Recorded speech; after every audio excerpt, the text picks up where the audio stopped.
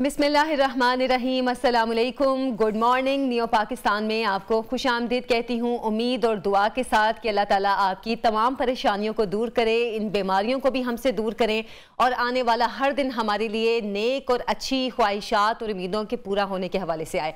अच्छा जनाब, आज के प्रोग्राम में बहुत से अहम मौज़ूआत के हवाले से आपसे मैंने चीज़ें शेयर करनी हैं। सबसे पहले हम बात करेंगे कि सियालकोट की जो बिज़नेस कम्युनिटी की जानिब से वादा किया गया था कि प्रियंका कुमारा, सब जानते हैं क्या वाक़या पेश आया था सियालकोट में, उसको किस तरह वहाँ पर कत्ल कर दिया गया था। उसके बाद सियालकोट की जो बिज़नेस कम्युनिटी थी उन्होंने वादा किया था कि प्रियंका कुमारा की जो अहलिया हैं उनको सैलरी दी जाएगी और उनकी मदद की जाएगी। ये वादा उन्होंने पूरा किया है, इस हवाले से हम बात करेंगे। इसके अलावा चीनी दवा का पाकिस्तान में कामयाब तजर्बा किया गया है, कौन सी दवा है, किस सिलसिले में तजर्बा किया गया है, इस पर भी आपको बताएंगे। और बच्चे की पैदाइश के बाद माँ जो कि बच्चे की पैदाइश की खुशी मनाना चाहती है लेकिन वो एक ख़ास किस्म के डिप्रेशन में चली जाती है, पोस्टपार्टम डिप्रेशन कहते हैं उसको। क्या है पोस्टपार्टम डिप्रेशन और क्यों होता है, इस हवाले से आज के प्रोग्राम में हमारे साथ डॉक्टर होंगे, उनसे जानने की कोशिश करेंगे।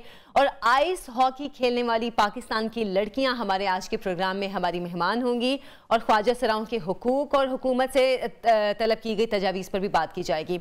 तो सबसे पहले जैसे कि मैंने जिक्र किया कि प्रियंका कुमारा के हवाले से हम सब जानते हैं कि सियालकोट में क्या वाक़या हुआ, यकीनन हम सब के लिए वो बहुत शर्मिंदगी का बायस था। अच्छा, अब जो इस केस के हवाले से थोड़ा सा आपको मैं अपडेट भी करती चलूँ कि अदालती ट्रायल जो था, जो मुल्जिमान थे उनका मुकम्मल हो गया है, उनको फौरी तौर पे गिरफ्तार किया गया था इस वाक़े के बाद।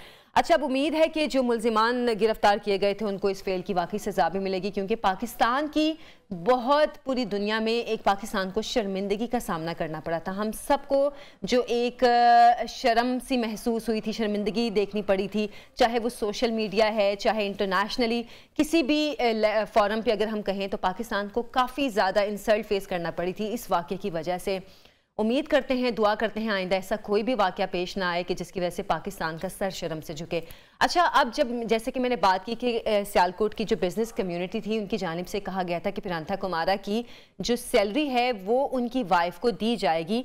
अब इसी सिलसिले में उनकी बेवा के अकाउंट में इमदादी रकम और जो माहाना उनकी तनख्वाह थी वो मुंतकिल कर दी गई है। इस पर हम बात करेंगे। हमारे साथ मौजूद हैं ज़ुहैब रफ़ीक सेठी साहब, senior vice president Sialkot chamber of commerce हैं। अस्सलाम वालेकुम ज़ुहैब साहब, प्रोग्राम में आपको खुश आमदीद कहती हूँ। वालेकुम सलाम, बहुत बहुत शुक्रिया Sialkot chamber of commerce industry की तरफ से मुझे इनवाइट करने का। अच्छा ज़ुहैब साहब, सबसे पहले मैं इसी हवाले से जानना चाहूँगी कि प्रियंका कुमारा की जो वाइफ को सैलरी ट्रांसफ़र की गई है, इस हवाले से बताएगा। वज़ीर आज़म की जानिब से भी काफ़ी तारीफ़ की गई है आप लोगों के इस इक़दाम की। जी जी, माशाल्लाह। देखें, Sialkot is a city of Iqbal, city of young entrepreneur, city of creative people, city of innovative people. और मैं समझता हूँ कि सियालकोट वालों ने जो इकबाल की अजमत के निशानों को और ज्यादा गहरा किया है। और ये छोटा सारा जो इलाका है, छोटा सा जो शहर है, माशाल्लाह $3 बिलियन का फॉरेन रेवेन्यू इस कंट्री को कमा के दे रहा है। और माशाल्लाह हम सब लोग एक पीस लविंग सिटी हैं, हम सब लोग पीस, हार्मनी, टॉलरेंस और म्यूचुअल रिस्पेक्ट के साथ काम करते हैं। और माइनॉरिटीज के जो है हम प्रॉपर राइट्स देते हैं। तो मैं समझता हूँ कि जो हमने वादा किया था, प्राइम मिनिस्टर साहब ने अप्रिशिएट किया उसको। और मैं समझता हूँ कि Sialkot is a pride of Pakistan and great inspiration. माशाल्लाह, देखिए more than 150 international brand Sialkot में काम कर रहे हैं। हम सक्सेसफुली उनकी जो सोशल कॉर्पोरेट रिस्पॉन्सिबिलिटी है हम पूरी कर रहे हैं, जिसमें लेबर के राइट्स हैं, उनके वेजेस हैं। माशाल्लाह सियालकोट का जो वेजेस रेट है वो पूरे पाकिस्तान में सबसे हाई है। सियालकोट का जो लेबर का लिविंग स्टैंडर्ड है वो भी पूरे पाकिस्तान में सबसे हाई है। Per capita income wise Sialkot पूरे पाकिस्तान में हाई है। तो ये जो हमारी बिजनेस कम्युनिटी ने जो कंट्रीब्यूशन किया है और ये जो यूनिटी है हमारी बिजनेस कम्युनिटी में, हम जो भी काम करते हैं हम मिलके करते हैं। और ये पूरे पाकिस्तान में ऐसी आपको कोई मिसाल नहीं मिलती, जिसका क्रेडिट हमारी लीडरशिप को जाता है, शेख रियाजुद्दीन साहब को। और मैं समझता हूँ जो फंड इकट्ठा किया गया है वो भी हमने कलेक्टिवली किया है। और जिस तरह हम कलेक्टिव विजडम से और कलेक्टिव प्लानिंग से सियालकोट ने बेशुमार प्रोजेक्ट जैसा की है, एयर सियाल का, एयरपोर्ट का, ड्राई पोर्ट का, तो हम सारे काम मिलजुल के करते हैं। सही, ये बहुत अच्छी बात है कि आप लोगों में इस चीज़ पे इत्तेफाक है कि सियालकोट को मज़ीद बेहतर बनाने के लिए आप लोगों की जो बिज़नेस कम्युनिटी है वो मिलजुल के काम करती है। तो अभी जो प्रियंका कुमारा की वाइफ को आप लोगों ने सैलरी ट्रांसफ़र की है, जो रकम ट्रांसफ़र की है वो कितनी है और क्या ये हर महीने ट्रांसफ़र की जाएगी? नहीं, जो बिजनेस कम्युनिटी ने जो रकम ट्रांसफर किया वो है $1 लाख। अच्छा। जबकि राजको फैक्ट्री की तरफ से उसको हर मंथ 10 साल के लिए सैलरी दी जाएगी, जितनी उसकी सैलरी थी कंपनी में। मगर मैं फिर भी कहना चाहूंगा, ये देखें कि जितनी भी हमने अमाउंट दी है, it's just a token of courtesy from सियालको बिजनेस कम्युनिटी। और जो प्रियंका कुमारा के बच्चों के लिए और राजको फैक्ट्री ने भी रिश्ता 10 साल के लिए अनाउंस किया है। कोई भी चीज किसी भी इंसानी जान का नेम बदल साबित नहीं हो सकती। स्टिल हम गरीब हैं, हम हाईली हम कंडेम करते हैं। हमारे लोग अभी वी आर स्टैंडिंग, और हमारे एक लॉन्ग स्टैंडिंग और डीप रूटेड रिलेशनशिप है श्रीलंका के साथ, जो कि जब हमने उनकी एम्बेसी विजिट किया, उन्होंने भी इस चीज को एक्नॉलेज किया।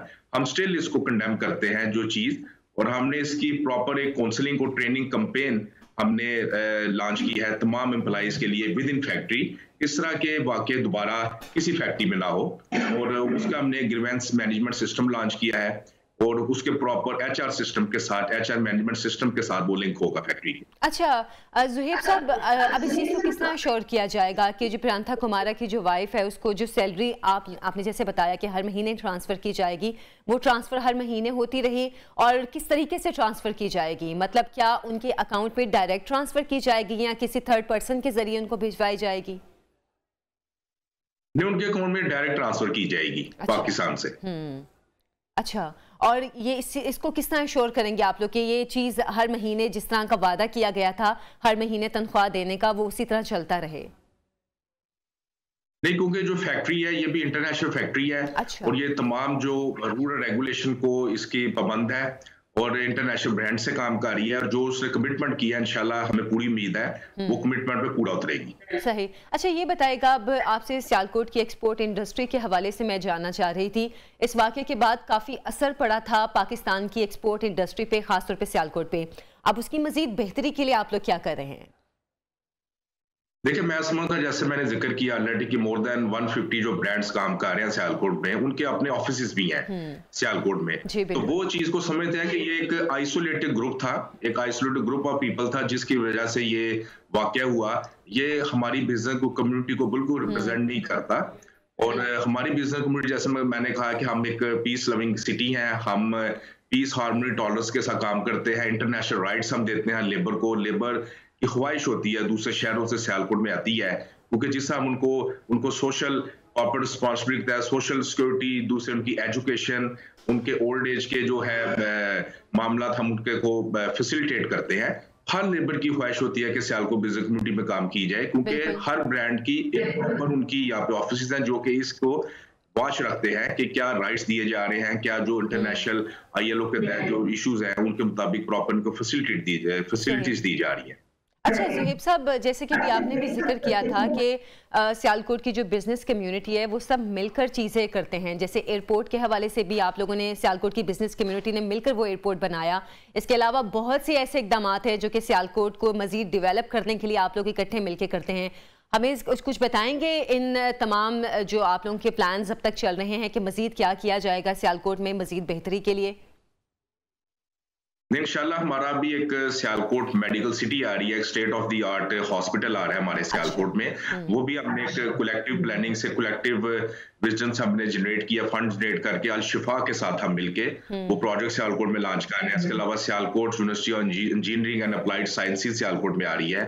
हमारा industrial zone prime minister of Pakistan ने अप्रूव किया है। इस तरह वेरियस प्रोजेक्ट्स, एक सेफ सिटी हम सियालकोट में हमारे प्रेसिडेंट साहब मियां इमरान अकबर साहब वो लेकर आ रहे हैं। एंड तो मैं समझता हूँ कि वेरियस प्रोजेक्ट जो इस वक्त पाइपलाइन में है वो इंशाल्लाह हम कलेक्टिवली सियालकोट में इंशाल्लाह we keep on pouring in Sialkot. अच्छा, मैं आपसे एक बार फिर से पहले वाले इशू के हवाले से बात करना चाह रही थी, मरहूम प्रियंका कुमारा की मिसेस के हवाले से, जो अभी आप लोगों की जानिब से, सियालकोट की बिजनेस कम्युनिटी की जानिब से, चैम्बर की जानिब से जो इकदाम किए गए हैं, वो उनकी फैमिली क्या इससे मुतमईन है? उनकी जानिब से कोई इस तरह की बात की गई कि ठीक है जो आप लोगों ने वादा किया था वो पूरा किया है?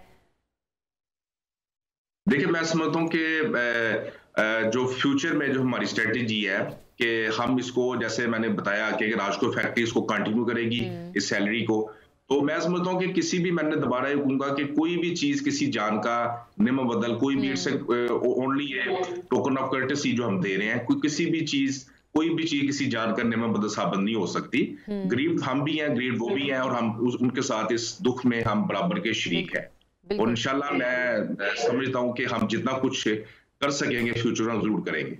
चलें, इंशाल्लाह हम लोग भी दुआ करते हैं कि मज़ीद सियालकोट के मामलात में बेहतरी भी आए। ज़ुहैब साहब ये भी बताएगा कि अभी सियालकोट का एक बहुत बड़ा हिस्सा है पाकिस्तान की एक्सपोर्ट के सिलसिले में। अब जैसे कि आपने बताया कि काफ़ी इंटरनेशनल कंपनीज भी वहाँ पर हैं, कुछ सिस्टम के हवाले से हमें बताएगा कि वहाँ पर बैरून मुल्क से भी मुलाजमीन का आप लोग रखते हैं, क्योंकि अभी जो एक ये अफसोसनाक वाक़या हुआ था उसकी वजह से काफ़ी शर्मिंदगी हमें फेस करना पड़ी थी। अब इस वाक़े के बाद जो बाहर के लोग यहाँ पे काम कर रहे हैं उनको तो किसी किस्म की सिक्योरिटी थ्रेट तो नहीं है, या उनको कोई खदशात तो नहीं है?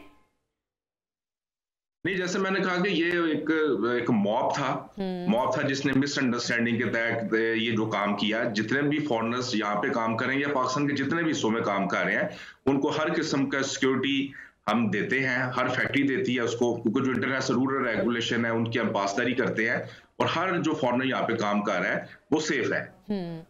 अच्छा, तो क्या इस वाक़े के बाद जो फॉरेनर्स यहाँ पे काम कर रहे थे वो यहाँ से वापस भी गए थे अपने मुल्कों को? नहीं, मैं समझता हूँ कि वो सारी चीज को अंडरस्टैंड करते हैं। इस पर कोई फॉरेनर वापस नहीं गया, स्टिल वो पाकिस्तान में काम कर रहे हैं, मुख्तलिफ फैक्ट्रीज में काम कर रहे हैं, क्योंकि उनको एक अच्छी सिस्टम देते हैं, उनको अच्छा एनवायरनमेंट देते हैं। तो वो समझते हैं कि ये जस्ट एक मिसअंडरस्टैंडिंग थी जो कि एक आइसोलेटेड ग्रुप ने किया था और वो ऐसा कोई इंसिडेंट नहीं हुआ उसके बाद। अच्छा, बल्कि इसमें एक अच्छी चीज़, जो पॉजिटिव चीज़ है, हम उसको ये भी कह सकते हैं कि प्रियंका कुमारा के जो भाई हैं वो भी कराची में ही काम करते हैं और वो भी यहीं पे अभी तक काम कर रहे हैं। उनकी जानिब से भी एतमाद का इजहार किया गया था, सियालकोट की इंडस्ट्री पे भी, हुकूमत पे भी, तमाम मामलात पे काफ़ी इत्मीनान का इजहार किया गया था। तो अभी ज़ुहैब साहब आपसे कुछ जो अभी तक हालिया प्रोजेक्ट्स हो चुके हैं सियालकोट में डेवलपमेंट के हवाले से, उनके हवाले से हमें प्लीज़ थोड़ा सा बता दें, क्योंकि अभी आपने बताया कि जो मज़ीद अभी प्रोजेक्ट्स आप लोग शुरू करने जा रहे हैं, तो अब तक जो प्रोजेक्ट सियालकोट की बिजनेस कम्युनिटी ने किए हैं यहाँ पे सियालकोट में, हमें उनके हवाले से कुछ बताइएगा। जी माशाल्लाह, देखिए हमने सियालकोट इंटरनेशनल एयरपोर्ट बनाया जो कि इस रीजन में हाईएस्ट टैक्स पेयर है, जो कि सियालकोट इंटरनेशनल एयरपोर्ट है जो कि इस पूरे रीजन को बेनिफिट दे रहा है। यहाँ पे गुजरांवाला, गुजरात, वजीराबाद, सियालकोट तमाम इस एयरपोर्ट से बेनिफिट हासिल कर रहे हैं। इसके अलावा हमारी अपनी एयर सेल हमने स्टार्ट की है। अच्छा। जिसको भी इंटरनेशनल लाइसेंस मिल गया है। उसने फर्स्ट फ्लाइट जो की थी लास्ट मंथ उसने किया दुबई की। इसके अलावा हमारा अपना ड्राई पोर्ट है। अच्छा। ड्राई पोर्ट भी इस पूरे रीजन को बेनिफिट दे रहा है, क्योंकि जो भी सियालकोट के प्रोजेक्ट है माशाल्लाह वो खाली सियालकोट के लिए नहीं बल्कि उससे पूरा पाकिस्तान बेनिफिट हासिल करता है। पूरे पाकिस्तान को बेनिफिट मिल रहा है। चाइल्ड एलिमिनेशन के जो प्रोग्राम्स है और दूसरे जो हमारे CSGO के प्रोग्राम्स है, अभी जैसा मैंने जिक्र किया, अभी हमारा मेडिकल सिटी आ रहा है, हमारा इंडस्ट्रियल जोन आ रहा है, जीनी यूनिवर्सिटी आ रही है। माशाल्लाह it's a list of projects जो कि सियालकोट बिजनेस कम्युनिटी ने कंप्लीट की है और इंशाल्लाह इसको कंप्लीट और भी ज्यादा हम करते रहेंगे। ज़ुहैब साहब, बहुत बहुत शुक्रिया आपके वक्त का, आपकी गुफ्तगू का, और हम ये उम्मीद भी करते हैं, दुआ भी करते हैं कि सियालकोट इसी तरह तरक्की करे और ये जो एक अनफॉर्चुनेट जो हादसा एक सानहा पेश आया था, पाकिस्तान में कहीं भी ऐसा कोई सानहा पेश ना आए, क्योंकि पाकिस्तान की बदनामी हम सब की बदनामी है। तो इसलिए हम सबको ये कोशिश करनी चाहिए कि अपने मुल्क को इस तरह की सूरत हाल से बचाए जहाँ पर आलमी सतह पर हमें शर्मिंदगी का सामना करना पड़े। लेकिन बहरहाल हमारी बिजनेस कम्युनिटी की जानिब से बहुत अच्छे इकदाम किए गए, जैसे प्रियंका कुमारा की फैमिली को सपोर्ट करने के हवाले से उन्होंने एक बहुत बड़ी अमाउंट उनकी वाइफ को दी है। जाहिर सी बात है किसी की जान का कुछ भी नेमुल बदल नहीं हो सकता, लेकिन जाती तौर पर जो कुछ वो लोग कर सकते थे उन्होंने किया है। तो उम्मीद करते हैं कि प्रियंका कुमारा की फैमिली भी इन तमाम इकदाम से मुतमईन होगी। एक छोटी सी ब्रेक से अभी हम वापस आएंगे, हमारे साथ रहिए।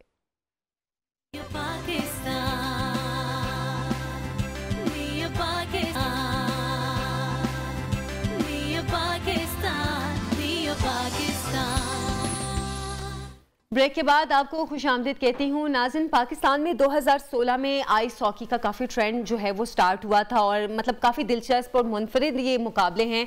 पहले हम इनको सिर्फ यूरोप में देखते थे, बाहर के मुल्कों में देखते थे, अच्छा आइस हॉकी बाहर के मुल्कों में होती है, लेकिन अभी पाकिस्तान में भी शुरू हो गया है जनाब। और 2016 से जब ये शुरू हुआ है उसके बाद से अब ख़वातीन भी आइस हॉकी में शिरकत कर रही हैं। इस सिलसिले में अगर गिलगित बल्तिस्तान में मैं आपको बताऊँ, ये इवेंट जो है मुनक्किद किया गया है आइस हॉकी का, और आइस हॉकी चैंपियनशिप के इन मुकाबलों का आगाज़ पीर के रोज़ से हो गया है, जो कि 23 जनवरी तक जारी रहेंगे। जमाल सैयद साहब हमारे साथ मौजूद हैं, उनसे हम जानेंगे आइस हॉकी के इन मुकाबलों के हवाले से। कौमी सतह पर इन मुकाबलों में कुल 4 टीमों ने हिस्सा लिया है। मजीद जो तफसीलात हैं वो जमाल सैयद साहब से हम लेते हैं। अस्सलाम वालेकुम जमाल साहब, प्रोग्राम में आपको खुश आमदीद कहती हूँ। वालेकुम सलाम और बहुत बहुत शुक्रिया मैम। जमाल, आप बताइएगा कि जो आइस हॉकी का टूर्नामेंट अभी स्टार्ट हो गया है, ये पाकिस्तान में कैसे शुरू करने का ख्याल आया और अभी कैसा चल रहा है ये? क्योंकि हम बर्फीले इलाकों में है और हमारा जो लैंडस्केप है वो सब उस तरह है, तो जो डाउन या जो डाउन के खेल है जैसे फुटबॉल, क्रिकेट वगैरह वगैरह, उनमें हमारे पास अपॉर्चुनिटीज भी कम है और उसके लिए हम फिजिकली हमारे पास रिसोर्सेज नहीं है। जबकि विंटर में देखें तो सारा चीज़ हमारे पास नेचुरल है, तो हमने कहा क्यों ना इस चैलेंज को अपॉर्चुनिटी में कन्वर्ट करें। और हमने स्टार्ट तो ये किया था कि लड़के खेले लड़कियां खेले और इतनी उनकी गेम हो कि वो यूनिवर्सिटी में अपनी अपनी एजुकेशन को फाइनेंस कर सकें। अच्छा। लेकिन जैसे जैसे हम बढ़ते गए अल्हम्दुलिल्लाह विंटर टूरिज्म भी प्रमोट हो रही है, विंटर स्पोर्ट्स भी प्रमोट हो रही है और हमारे जो फीमेल एथलीट्स है वो भी इंटरेस्ट के साथ खेलने लगी। अच्छा, मतलब अभी यहाँ पर ये खेल प्रमोट हो रहा है। जैसे मैं बात कर रही थी जमाल, ये यूरोपियन खेल है, तो पाकिस्तान में इसका कैसा मतलब अब ये चल रहा है, इसका फीडबैक कैसा आ रहा है? और अभी जैसे कि मुकाबले भी शुरू हुए हैं, तो आप रिस्पॉन्स कैसा देख रहे हैं लोगों का? लोग बहुत एक्साइटेड है, स्पेशली जो यंगस्टर्स है वो बहुत बहुत ज़्यादा एक्साइटेड है और वो बहुत ज़्यादा इंटरेस्ट के साथ। हमारे पास जो लड़के लड़कियां हैं, स्पेशली जो अंडर 15-16 के लड़के लड़कियां हैं, उनमें सबसे ज़्यादा इंटरेस्ट है और उनकी सबसे ज़्यादा पोटेंशियल है और उनकी जो लर्निंग जो एक कैपेसिटी है वो भी नॉर्मल हमसे आई मीन टू से ज़्यादा है। अच्छा। तो हमने कहा यार इनको अगर इंट्रोड्यूस कराए तो वो वीडियोस भी देख के ना सिर्फ हमारे प्रेजेंस ना भी हो तो वो वीडियोस देख सके। काफी अपॉर्चुनिटीज है सीखने के लिए। तो अगर टीचर ना भी हो, सिर्फ आपके पास रिंग हो और आपके पास स्केट शूज हो तो आप कर सकते हैं। आपके फॉर एग्जांपल हुंजा या विदिन जी भी आप कहीं पे भी है, आप अपने घर के बाहर भी छोटा सा रिंग बना के वहाँ पे प्रैक्टिस कर सकते हैं। ये हमारी एक कैपेसिटी है, लेकिन लोग अब उस तरफ जा नहीं रहे क्योंकि किसी को देखा नहीं यार ये सक्सेसफुल ये जा रही है। जब लोगों को सक्सेस नजर आएगी इस चीज में तो लोग मुझे जो लगता है हर होटल ऑलमोस्ट हर घर के बाहर एक छोटा सा रिंग होगा बस। अच्छा, जैसे आपने बताया कि स्केटिंग शूज इसके लिए चाहिए, एक तरह से जैसे स्पोर्ट्स की एक किट होती है, क्रिकेट की एक किट होती है, उसी तरह इस तरह आइस हॉकी की भी किट होती है, तो क्या ये चीज़ें लोगों के लिए, खासतौर पे वहाँ के इलाके के लोगों के लिए अफोर्डेबल हैं, वो इसको ले सकते हैं? क्योंकि जाहिर सी बात है अभी जिन लोगों का इंटरेस्ट होगा, अगर उनकी रेंज में चीज़ें नहीं होंगी तो फिर उनके लिए तो मुश्किल होगी।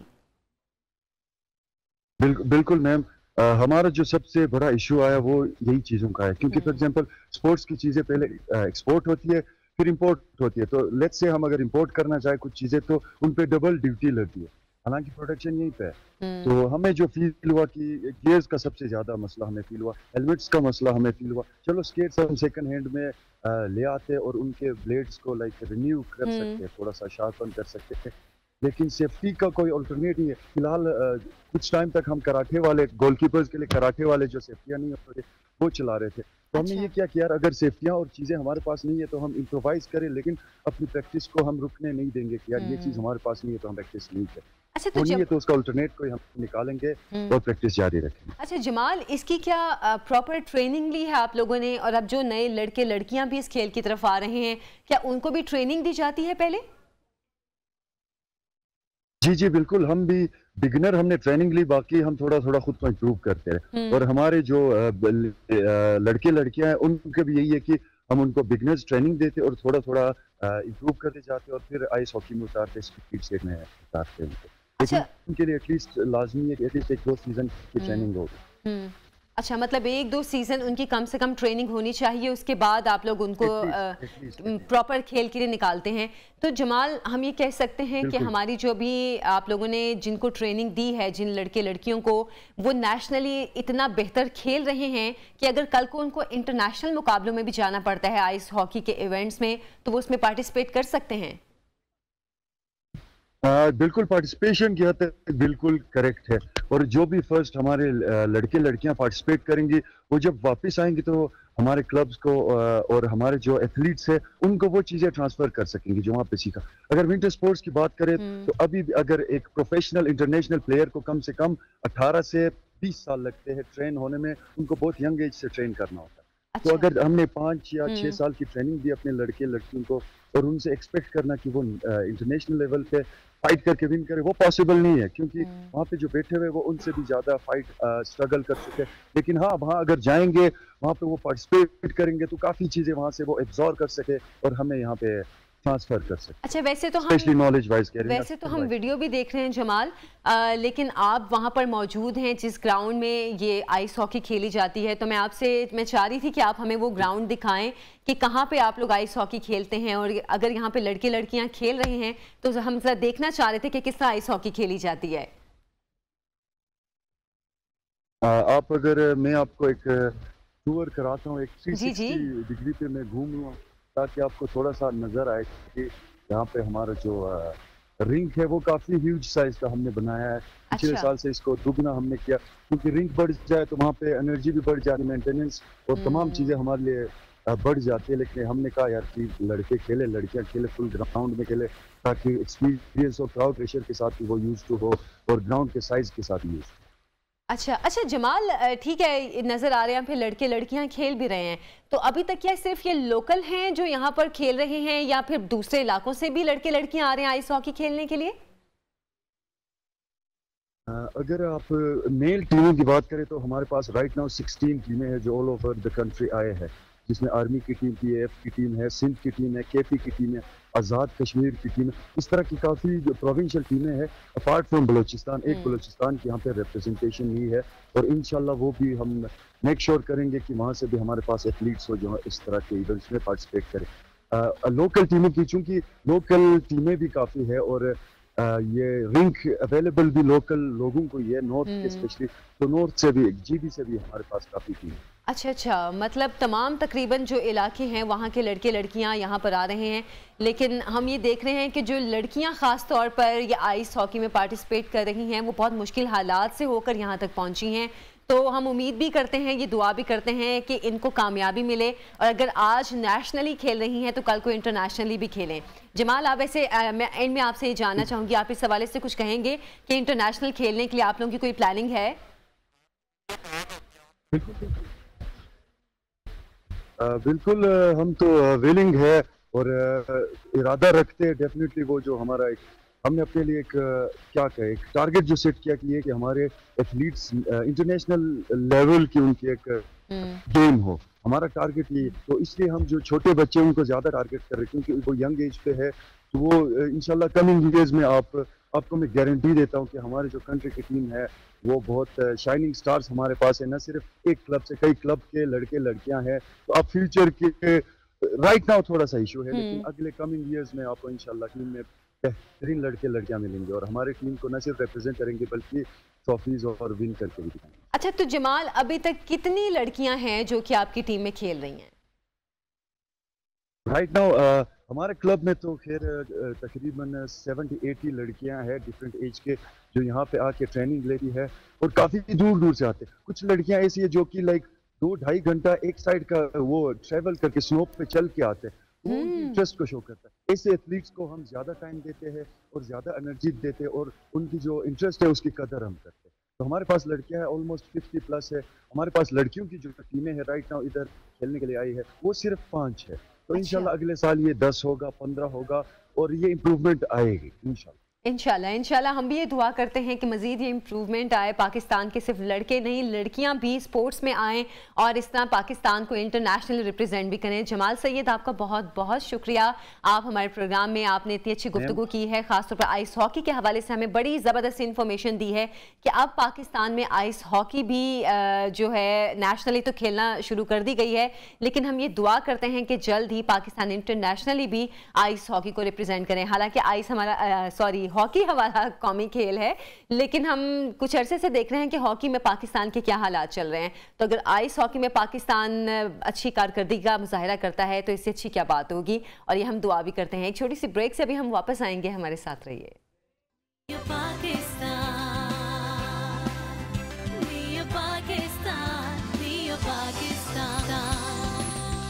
वेलकम बैक, आपको खुशामदीद कहते हैं। आज पाकिस्तान की मशहूर और मारूफ गुलकारा महनाज बेगम की 9वीं बरसी है, और अगर उनके हवाले से ज़िक्र मैं थोड़ा सा आपसे शेयर करना चाह रही थी, क्योंकि जाहिर सी बात है पाकिस्तान के इतने लेजेंड अदाकार गुलकार रहे हैं कि हम अगर उनका जिक्र ना करें तो मेरा ख्याल है ये हम लोगों के प्रोग्राम में कमी रह जाएगी। अच्छा, उनके हवाले से पहले मैं कुछ शेयर करना चाहती हूँ, फिर उनके ज़िंदगी के हवाले से, उनके करियर के हवाले से एक रिपोर्ट भी बनाई है, वो भी आपसे शेयर करेंगे। आज उनकी 9वीं बरसी है और 4 दिहाइयों तक अपनी मधुर आवाज़ से वो पाकिस्तान की फिल्म इंडस्ट्री पे उन्होंने राज किया और 1955 में वो पैदा हुई थी और आज जबकि 19 जनवरी है, वो आज के दिन उनकी वफ़ात हुई थी। इस हवाले से अगर मैं आपको बताऊं तो बीमार थी, काफ़ी तवील अरसा अलालत में भी रहीं और जब वो अमेरिका जा रही थी अपने इलाज के लिए तो दौरान परवाज़ उनकी हालत बिगड़ गई तो उनको बहरीन उतारा गया और वहीं पर इसी हालत में उनकी डेथ हो गई थी। तो उनके हवाले से, महनाज बेगम के हवाले से आपको रिपोर्ट दिखाते हैं। फिर खूबसूरत आवाज़ और जो ये आखिरी गाना था, मेरा ख्याल है वैसे तो महनाज बेगम साहिबा के तमाम उनके जो गाने थे, गाए गाने वो मशहूर थे, लेकिन ये बहुत ही खूबसूरत गाना था, बहुत ही प्यारा गाना जो ये अभी हमने लास्ट अभी रिपोर्ट में चलाया है। अच्छा, महनाज बेगम साहिबा के हवाले से बात करने के लिए हमने रब्ता किया है। अनवर रफ़ी साहब हमारे साथ मौजूद हैं, पाकिस्तान के काफ़ी मशहूर सिंगर हैं। अनवर साहब, बहुत शुक्रिया आपके वक्त का, आपको प्रोग्राम में खुश आमदीद कहती हूँ। जी, थैंक यू।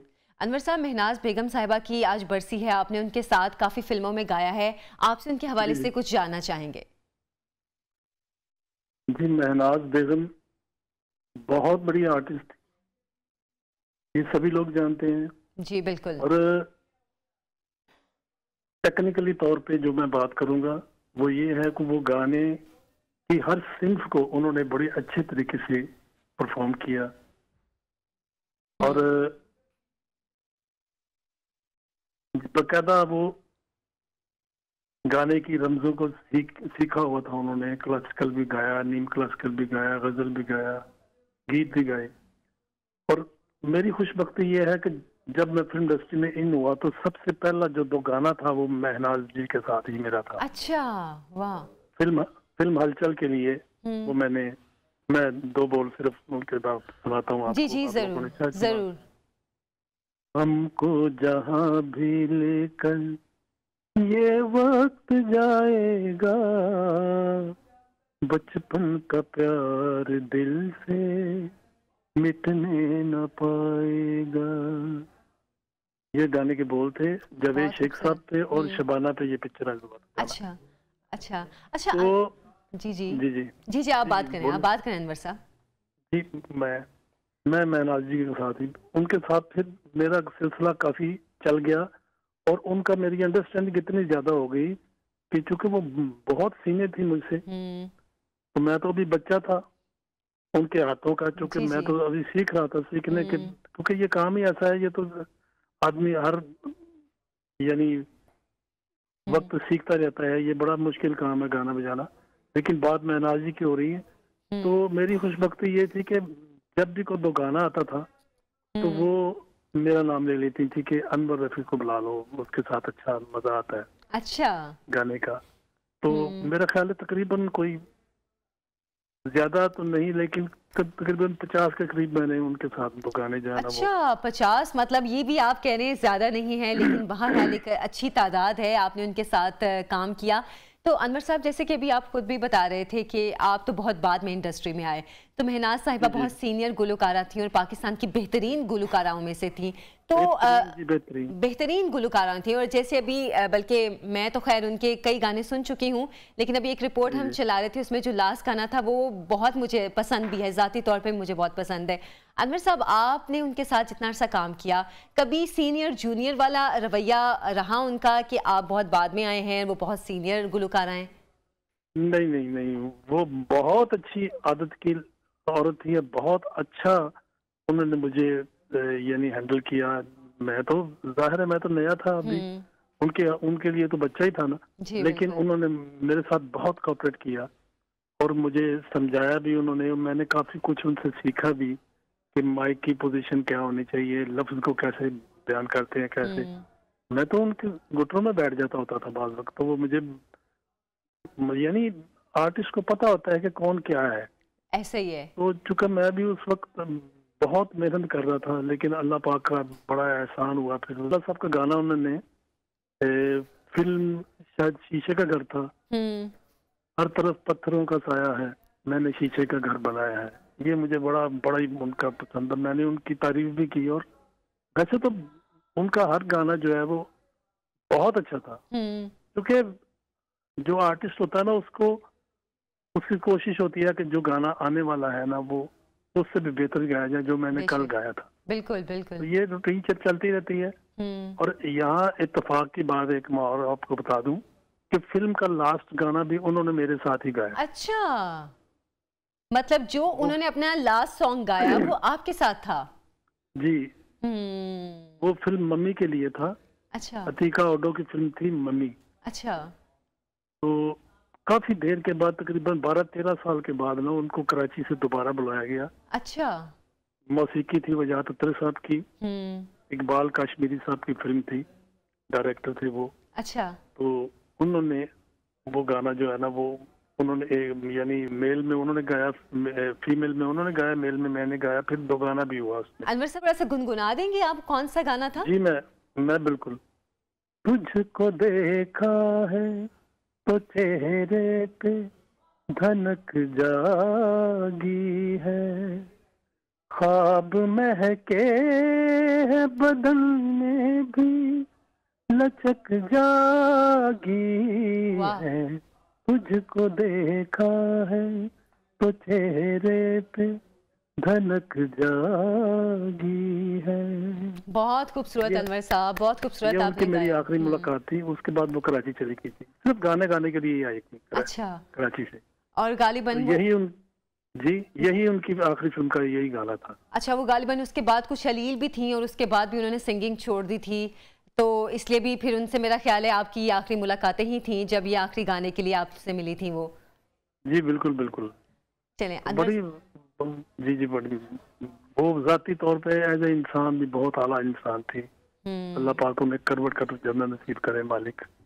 अनवर साहब बहुत बहुत शुक्रिया आपके वक्त का, और आपने महनाज बेगम साहिबा के साथ अपनी कुछ यादें हमारे साथ शेयर की, आपका बहुत बहुत शुक्रिया। और इंसान एक बड़ा इंसान हो ये तो अल्लाह ताला की नेमत होती है, लेकिन एक अच्छा इंसान होना ये उसके अपना ज़ाती अमल भी होता है। खुदा की तरफ से तो आपको ये चीज़ें मिलती हैं, लेकिन एक अच्छा आर्टिस्ट होने के साथ साथ आप एक अच्छे इंसान भी हैं, ये बहुत कम लोगों में देखा जाता है। और महनाज बेगम साहिबा बहुत बेहतरीन इंसान भी थी। एक छोटी सी ब्रेक से हम वापस आएंगे, हमारे साथ रहिए। Welcome back. प्रोग्राम में आपको खुश आमदीद कहती हूँ। नाज़रीन, अभी हमारे साथ एक काफ़ी उभरते हुए नौजवान गुलकार हैं और उनकी वजह शोहरत ख़ास तौर पर उनका एक गाना है जो कि उन्होंने पाकिस्तान, आज़रबाईजान और तुर्की की दोस्ती के हवाले से बनाया है, और इस गाने में उन्होंने उनकी लैंग्वेजेस में भी गाया है। तो असद कुरैशी हमारे साथ मौजूद हैं, उनके इस गाने के हवाले से अप्रिसिएशन बहुत ज़्यादा मिल रही है। हालांकि लास्ट ईयर ये गाना रिलीज़ हुआ था, लेकिन अभी तक असद को इस गाने के हवाले से तारीफ़ के टोकरे हैं जो उन पर बरसाए जा रहे हैं। असद, अस्सलाम वालेकुम। प्रोग्राम में आपको खुशामदीद कहती हूँ। जी वालेकुम अस्सलाम, बहुत बहुत शुक्रिया। असद, जैसे मैं कह रही थी कि लास्ट ईयर ये गाना रिलीज हुआ था, लेकिन अभी तक आपको तारीफें मिल रही हैं हर तरफ से, ऐसा क्या है इस गाने में? बस मुझे खुद नहीं अंदाजा था इस तरह का मैं प्रोजेक्ट करूंगा तो मुझे इतनी जो है इसको पज़राई मिलेगी। यकीन जानिए कि जब पाकिस्तान, जब अपने मुल्क के लिए आप कुछ करते हैं और इसका जब आप गोल सेट करते हैं और उसको कर गुजरते हैं, तो ये मैंने उसका अमली मुजाहिरा देखा है कि इसकी कितनी पज़राई आपको मिलती है। पाकिस्तान, तुर्की और आज़रबाईजान दोस्ती पर पिछले साल ही मैंने इस नगमे को बनाया और इसको प्रोड्यूस किया, उसके बाद इसको गाया। अच्छा। और जब मैंने इसको गाया तो उसको जब रिलीज किया यूट्यूब पे और ट्विटर पे, इंस्टाग्राम पर, तो मुझे था कि ये एक बिल्कुल एक सतही सा शायद गाना हो जिसको मखसूस सी पज़राई मिली और उसके बाद अगला कोई गाना किसी और का आ जाएगा और ये दब जाएगा। अच्छा। लेकिन ऐसा बिल्कुल नहीं था। पाकिस्तान, तुर्की और आज़रबाईजान की गवर्नमेंट ने मुझे ऑफिशियली उसकी पज़राई दी, उसको मुझे सराहा, मुझे मुबारकबाद दी। इवन के आज़रबाईजान के एम्बेसडर ने मुझे इस साल जो है आज़रबाईजान आने की भी दावत दी और उन्होंने कहा कि आप यहाँ पर आके एक गाना बनाएं और यहाँ पर उसकी जो है लास्ट जो है वो ईयर फ़लस्तीन के हवाले से मैंने एक प्रोजेक्ट किया था जब फ़लस्तीन के हालात कुछ खराब थे, तो फ़लस्तीन के सफीर ने मुझे अपने पास बुलाया था और उन्होंने भी सराहा था। तो मुझे बड़ा इस पे खुशी भी है कि हम जब अपने मुल्क के लिए कुछ करते हैं तो उस पे जब पज़राई मिलती है ख़ुसूसन यूथ को, तो वो पॉजिटिव जेस्चर्स देने के लिए मजीद अपने आप को जो है वो असेंबल करते हैं, उसके लिए तक़वियत उनके अंदर आती है और वो पॉजिटिव वे में जो है अपने मुल्क का नाम जो है पूरी दुनिया में रोशन करते हैं। बिल्कुल बिल्कुल, आपने ठीक कहा, आपकी नीयत अच्छी थी इसलिए आपका गाना भी मशहूर हुआ और आपको इतनी पज़ीराई भी मिली है, क्योंकि आपने अपने मुल्क के लिए एक स्टेप लिया, एक अच्छा गाना आपने बनाया, और ख़ास तौर पर मुस्लिम ममालिक की दोस्ती के हवाले से जो आपने बनाया। असद, मज़ीद बात से पहले मैं चाहूँगी अब थोड़ा सा एक गाना हमें गुनगुना के सुनाए पहले। जी, मैं इसके कुछ शेर सुनाता हूँ। पहले टर्किश है, फिर अज़री ज़ुबान है, फिर उर्दू है। जी जी ज़रूर। Kalbim Türkiye Pakistan'dır, canım Aycan'dır, dil है तुर्की पाकिस्तान, जान है तुर्की पाकिस्तान,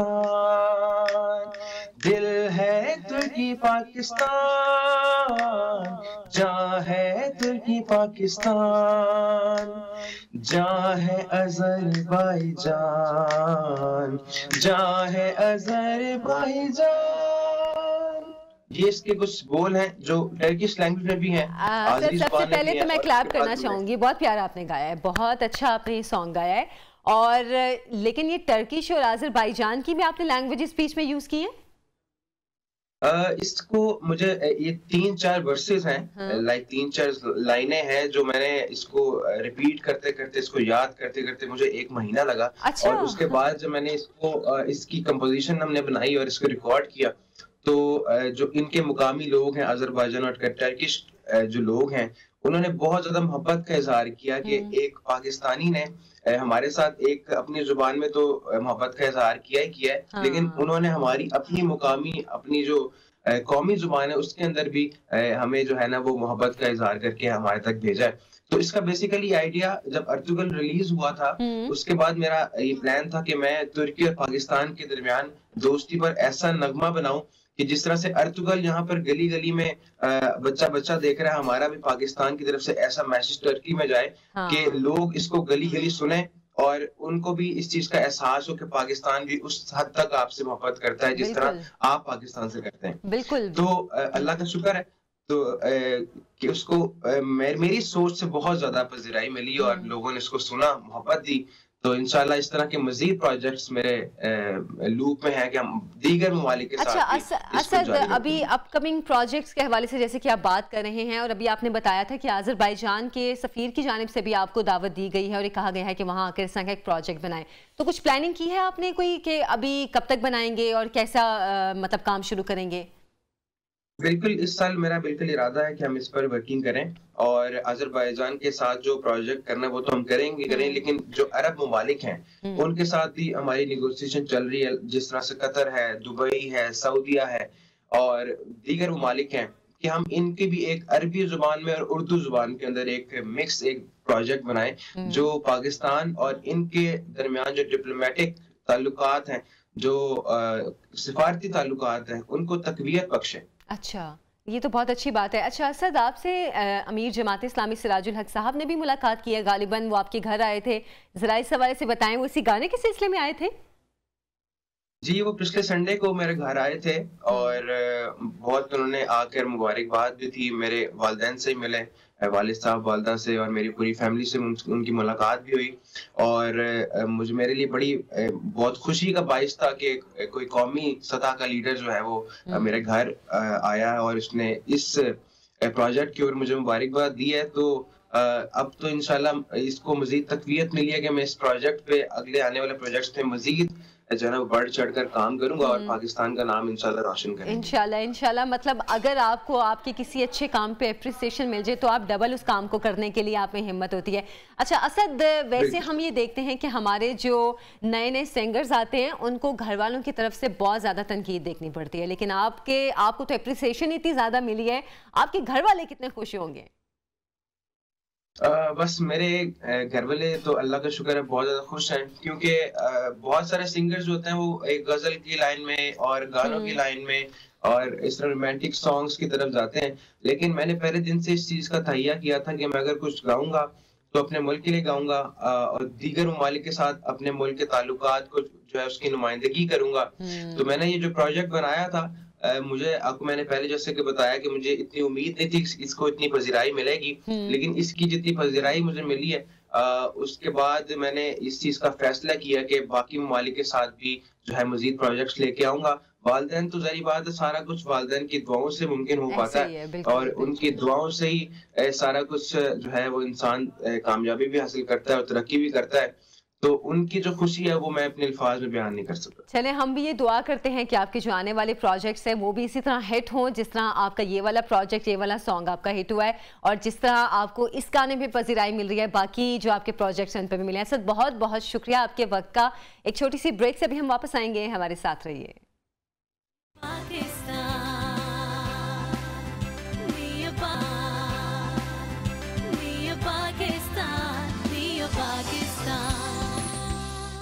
वेलकम बैक। प्रोग्राम में आपको खुशामदीद कहते हैं। नाज़रीन, एक बहुत अहम इशू है जो कि हमारी सोसाइटी में इतना बड़ा उसको समझा नहीं जाता कि जब एक औरत माँ बनती है, ख़ास तौर पर जब पहला बच्चा हो किसी औरत का, उसके बाद वो एक ख़ास फेज से गुजर रही होती है और हमारे यहाँ पर ये एक्सपेक्ट किया जाता है कि अच्छा बच्चा हुआ है तो बड़ी खुशी मनाई जाएगी, सब बहुत खुश होंगे, माँ भी बहुत खुश होगी, बाप भी बहुत खुश होगा और घर वालों का रवैया भी ऐसे होगा।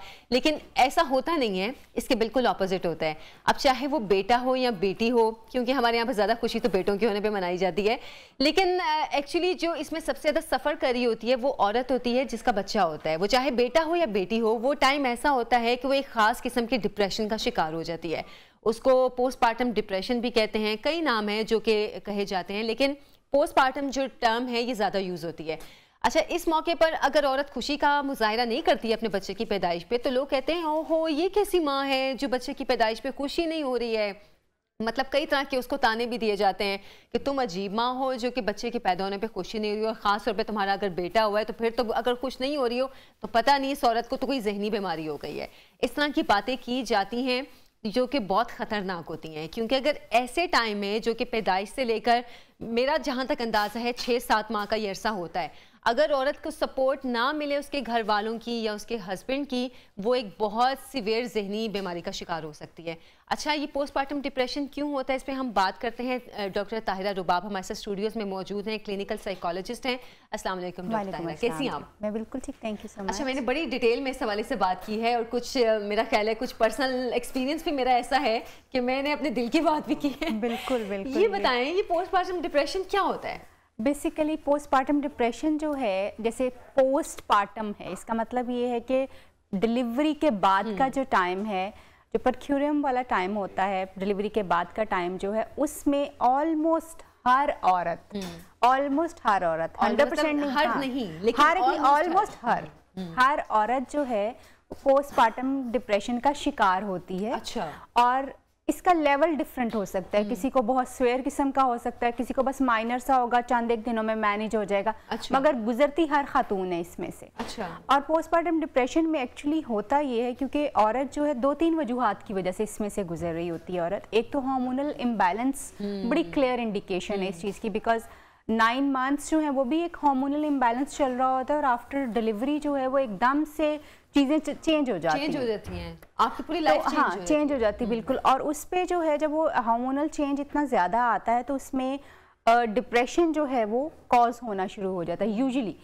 एक तो ये, और दूसरी इसकी एक साइकोलॉजिकल वजह जो है वो ये है कि 9 मंथ्स में the female is being attended. 9 months में हर बंदा जो है वो औरत को तवज्जो देता है, औरत के घर वाले भी, लड़की के घर वाले भी, लड़के के घर वाले भी, एहतियात करो, ये करो, ये खाओ, वो पियो। हाँ, सब कोई पैम्पर कर रहा होता है, ख्याल कर रहा होता है। बट राइट आफ्टर डिलीवरी वो औरत नहीं अटेंड की जाती, बच्चा अटेंड किया जाता है। ऐसे ही है। अब साइकोलॉजिकली औरत जो है वो अबेंडेंट और इग्नोर अपने लिए फील करती है कि अब सारी अटेंशन उस तरफ है और ये चीज़ है। दूसरी एक साइकोलॉजिकल प्रॉब्लम इस रीज़न जो है वो ये होती है। दूसरी साइकोलॉजिकल रीज़न जो इसके लिए होती है, यूजुअली फीमेल्स ये समझती हैं कि अब वो, यानी उनको खुद नहीं पता चल रहा होता कि हो क्यों रहा है, कि वो अपने हस्बैंड से दूर हो गई हैं। उनका और उनके हस्बैंड का ताल्लुक जो है वो वीक हो गया है, बिकॉज अब अटेंशन डाइवर्ट हो गई है, वो डिवाइड हो गई है और बच्चा जो है वो ज़्यादा अटेंशन जो है वो चाह रहा होता है। और इस दौरान जो है वो डिफरेंट किस्म के सिम्टम्स में से गुजरती है जो बड़े पेनफुल होते हैं उसके लिए, बहुत ही ज़्यादा तकलीफदेह होते हैं। यानी वो, जैसे आपने मेंशन किया कि तुम बच्चे को क्यों नहीं प्यार करती, बच्चे को वो नहीं प्यार कर पाती क्योंकि उसका दिल नहीं करता, हालांकि वो 9 मंथ्स उसने एक्सपेक्ट किया होता है उस बच्चे के लिए, बहुत खुश भी होती है। लेकिन क्योंकि वो एक फेज में से गुजर रही होती है तो वो बच्चे को जो है वो उस तरह से लव एंड केयर जो है वो नहीं दे पाती और समटाइम्स वो देना भी नहीं चाहती क्योंकि उसका वो लव कनेक्शन उस बच्चे के साथ डेवलप नहीं होता उस वक्त। ये नहीं कि होता नहीं है, लेकिन वो फीलिंग्स उस वक्त उसके लिए वो नहीं होती, वो उस वक्त अपने फेज में ज़्यादा होती हैं। और यूजुअली जो है डिप्रेशन में जैसे हम देखते हैं कि कपड़े ना बदलना, खाना पीना इग्नोर कर देना, सैड रहना, बहुत सारी ये वाली चीज़ें जो हैं वो वही एक्सपीरियंस हो रही होती हैं। इन सम कंडीशंस, जैसे अभी मैंने बताया कि रिसेंटली मैंने एक केस देखा है, मैं बल्कि सुनने वालों से गुजारिश करूँगी कि ये वाकई बड़ी सीरियस कंडीशन होती है खातून के लिए, और इसमें फैमिली की सपोर्ट जो है that is very very very important. और फैमिली की सपोर्ट जो है वही उसको हेल्प कर सकती है कि वो जल्दी से इसमें से बाहर आ सके। रिसेंटली मैंने एक केस देखा है जिसमें एक खातून ने अपने बच्चे को पोस्टमार्टम डिप्रेशन में, क्योंकि वो डिप्रेशन में थी और उसके लिए इस बच्चे को कैरी करना एक बर्डन लग रहा था, कुछ चल रहा था, और शी वॉज नॉट, अभी जैसे हम साइकोसिस की बात कर रहे थे तो वो साइकोसिस का उसका फेस चल रहा था। अच्छा। उसको नहीं समझ आ रही थी कि वो क्या कर रही है और उसने अपने बच्चे को मार दिया, खुद मार दिया। This is very saddening. और उसने खुद रिपोर्ट किया कि उसको मारने के बाद भी मुझे कुछ नहीं फील हुआ कि मैंने ये मार दिया है, या मुझे उसका कोई गिल्ट हुआ होगा, या मुझे कोई चीज़ें हुई होंगी, मुझे फील ही नहीं हुआ कि ये क्या कर दिया है मैंने। ये साइकोसिस जो है ये पोस्टमार्टम के बाद की स्टेज? नो, ये पोस्टमार्टम की वजह से इतनी स्वेयर इंसान की कंडीशन हो सकती है कि वो अपनी रियलिटी के साथ उसका कनेक्शन जो है थोड़ा सा डिस्टॉर्ट हो जाए, वो इमोशनली इतना नम हो जाए और वो उसको समझ ही ना आ रही हो कि व्हाट ही इज डूइंग। ये हो सकता है। ये बिल्कुल एक रीसेंट केस मैं आपको अपने क्लिनिक का बता रही हूँ। और उसने फिर ये बताया कि मुझे नहीं समझ आई, लेकिन कुछ दिनों के बाद मुझे रियलाइज होना शुरू हो गया कि oh my God what I have done. मतलब जब वो इस फेज से निकली, हाँ, थोड़ा सा उसको जो है ना, वो जब रियलिटी में आना शुरू होगी तो फिर वो गिल्ट में जाना शुरू होगी, फिर वो सारी चीज़ें। ऑफ कोर्स कोई भी माँ अपने बच्चे को खुद से नहीं कर सकती, एंड दिस इज कि आपने, एंड शी वाज कि मैं उन 9 मंथ्स में मैं इतना खुश थी बिकॉज मेरा वो फर्स्ट चाइल्ड था। अच्छा, और मेरा फर्स्ट चाइल्ड से, मैं सॉरी आपकी बात काट रही हूँ, ये ज्यादातर जो पोस्टमार्टम डिप्रेशन है ये खवातीन को फर्स्ट चाइल्ड पे बिल्कुल फर्स्ट चाइल्ड पे, ऑफ कोर्स फर्स्ट चाइल्ड पे इसलिए होता है कि एक तो उनकी लाइफ का एक बहुत बड़ा जो है वो इवेंट अगर हो रहा होता है एक्चुअली, और उसमें फर्स्ट टाइम उनकी बॉडी उस सारे चेंजेस को एक्सपीरियंस कर रही होती है। बट अनफॉर्चुनेटली एक चीज़ जो ज़रूर होती है फीमेल्स के साथ, हम समझते हैं कि शायद सिर्फ फर्स्ट टाइम के टाइम पे होता है। It does not happen. ये हर बच्चे की पैदाइश के ऊपर भी हो सकता है। अच्छा। और इवन आपका अगर पिछला पोस्टमार्टम डिप्रेशन रिजॉल्व नहीं हुआ तो ये आगे भी चल सकता है, यानी ये कॉन्टिन्यूस रहेगा कि आप इस फेज से बाहर खतरनाक बात है। ये बहुत डेंजरस है। और फीमेल्स जो हैं आपको अक्सर अनहैप्पी जो हैं वो नज़र आ रही होती है, उसमें कहीं ना कहीं इन चीज़ों का अमल दखल जो है वो बहुत ज़्यादा होता है। बहुत आप देखेंगे बच्चों के बाद वो ज़्यादा चिड़चिड़ी होती हैं, गुस्सा आना शुरू हो जाता है, चीखना चलाना थोड़ा सा ज़्यादा कर देती हैं। पहले वो इस तरह का नहीं होती। एक्चुअली ये अनरिजॉल्व पोस्टमार्टम डिप्रेशन ही चल रहा होता है, क्योंकि जब वो अपने 40 डेज में यूजुअली लोग इससे रिकवर कर जाते हैं। एक तो हमारा यहाँ पे थोड़ा सा फैमिली सिस्टम बहुत, मैं समझती हूँ कि अच्छा और सपोर्टिव भी है, कि जैसे यूजुअली हम इस चीज़ को बुरा तो समझते हैं कि जी लड़कियाँ अपनी माँ बाप के घर जो है वो अपनी डिलीवरी के ऊपर नहीं जाना चाहिए उनको, लेकिन मैं ये समझती हूँ कि एक साइड के ऊपर लड़कियों के लिए बहुत अच्छा भी है कि वो उनकी माँ, उनकी बहन, उनकी इमीडिएट फैमिली जब उनके साथ होती है तो वो ज़्यादा बेहतर तौर पे इस चीज़ से निकल सकती हैं। और वो समझती हैं कि उसकी माँ जो उसको ज़्यादा बेहतर तौर पे केटर कर सकती है, उसकी बहन उसको ज़्यादा। अगर वो अपने माँ बाप की तरफ नहीं जाती तो आई थिंक सो कि उनकी माँ को और बहन को उनके साथ रहना जो है हेल्प करता है, बहुत ज़्यादा। इस सिचुएशन में लड़की के जो ब्लड रिलेशंस हैं उनको कहीं ना कहीं उसके साथ, और हस्बैंड को particularly he needs to be there, उसके लिए जो है फिर वो ज़्यादा बेहतर तौर पे। और फिर हमें थोड़ा सा उसको पुश ज़रूर लगाना पड़ता है, उसके साथ बातचीत करना पड़ती है, और उसके साथ उसको खास तौर पे अपना लव एंड केयर शो करना पड़ता है कि शी इज़ इक्वली इम्पॉर्टेंट, जैसे वो पहले थी बिल्कुल वैसे ही।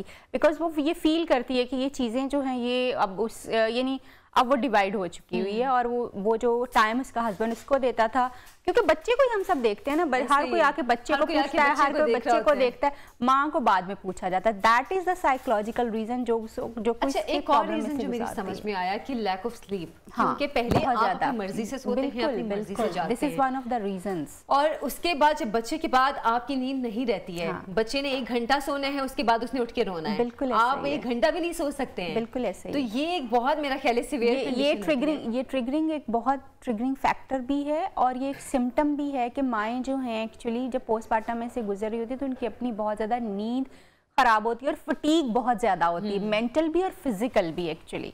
और फिर क्योंकि अब वो खुद ही अपनी चेंजेस में से गुजरी और बच्चे की रिस्पॉन्सिबिलिटी जो है वो उनके ऊपर इतनी ज़्यादा होती है कि वो अपने आप को उस तरह से नर्चर नहीं कर पा रही होती, अपना उतना ख्याल नहीं रख पा रही होती, तो नींद की डिप्रिवेशन जो है इस चीज़ को ज़्यादा बढ़ा देती है। और इवन अगर कोई औरत जो है पोस्टमार्टम डिप्रेशन में से नहीं गुजरी, इवन देन जो है वो ये हो सकता है कि नींद के ना होने की वजह से उसके मूड में चेंजेस आना शुरू हो जाएं, इरिटेबिलिटी, गुस्सा, बिल्कुल नींद अगर आपकी डिस्टर्ब हुई हो तो नॉर्मल रूटीन में भी आप इन सारी चीज़ों में से जो है वो गुजर सकते हैं। और ये एक्सपीरियंस जो है वो आपको होता है कि आपका मूड सैड है, आप फ्रेश नहीं हैं, आपका किसी से बात करने को दिल नहीं करता और आपको इजीली गुस्सा जो है वो आना शुरू हो जाता है। तो नींद जो है मैं समझती हूँ दिस इज द की।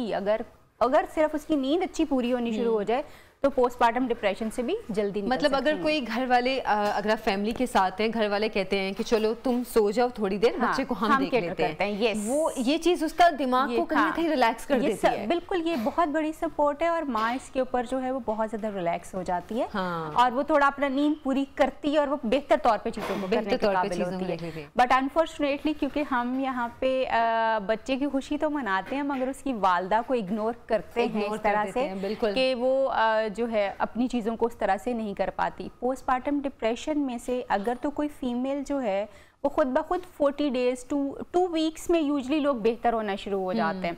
अगर वो बेहतर होना शुरू हो जाए तो दैट इज़ वेरी गुड क्योंकि ये खुद ब खुद भी चीज़ें होना शुरू हो जाती हैं। मगर ऑफ कोर्स उसके लिए उसको थोड़ा एनवायरनमेंट इस तरह का देना चाहिए कि उसको रेस्ट होना चाहिए प्रॉपरली, उसकी नींद पूरी होनी चाहिए, डाइट के ऊपर उसके ऊपर ख्याल जो है वो होना चाहिए। और अगर वो थोड़ा बिल्कुल जो इस तरह की हैं कि मसलन कोई सी सेक्शन वगैरह नहीं हुआ वो जो है ये कर सकती हैं कि फिजिकल एक्टिविटी उनकी थोड़ी सी जो है वो बिल्कुल स्टार्ट हो जाती है। वो स्टार्ट हो जाए तो वो ज़्यादा बेहतर है, वो ज़्यादा बेहतर जो है चीज़ों को कर सकती हैं क्योंकि उनका हार्मोनल बैलेंस जो है वो इजीली वापस आना शुरू हो जाएगा। वो जो हमें आपको याद होगा कि हमारा एक डाइट वाला कॉन्सेप्ट होता था, अम्मियाँ बना के कुछ देती होती थी, that is very very helpful as well. Yes, very helpful.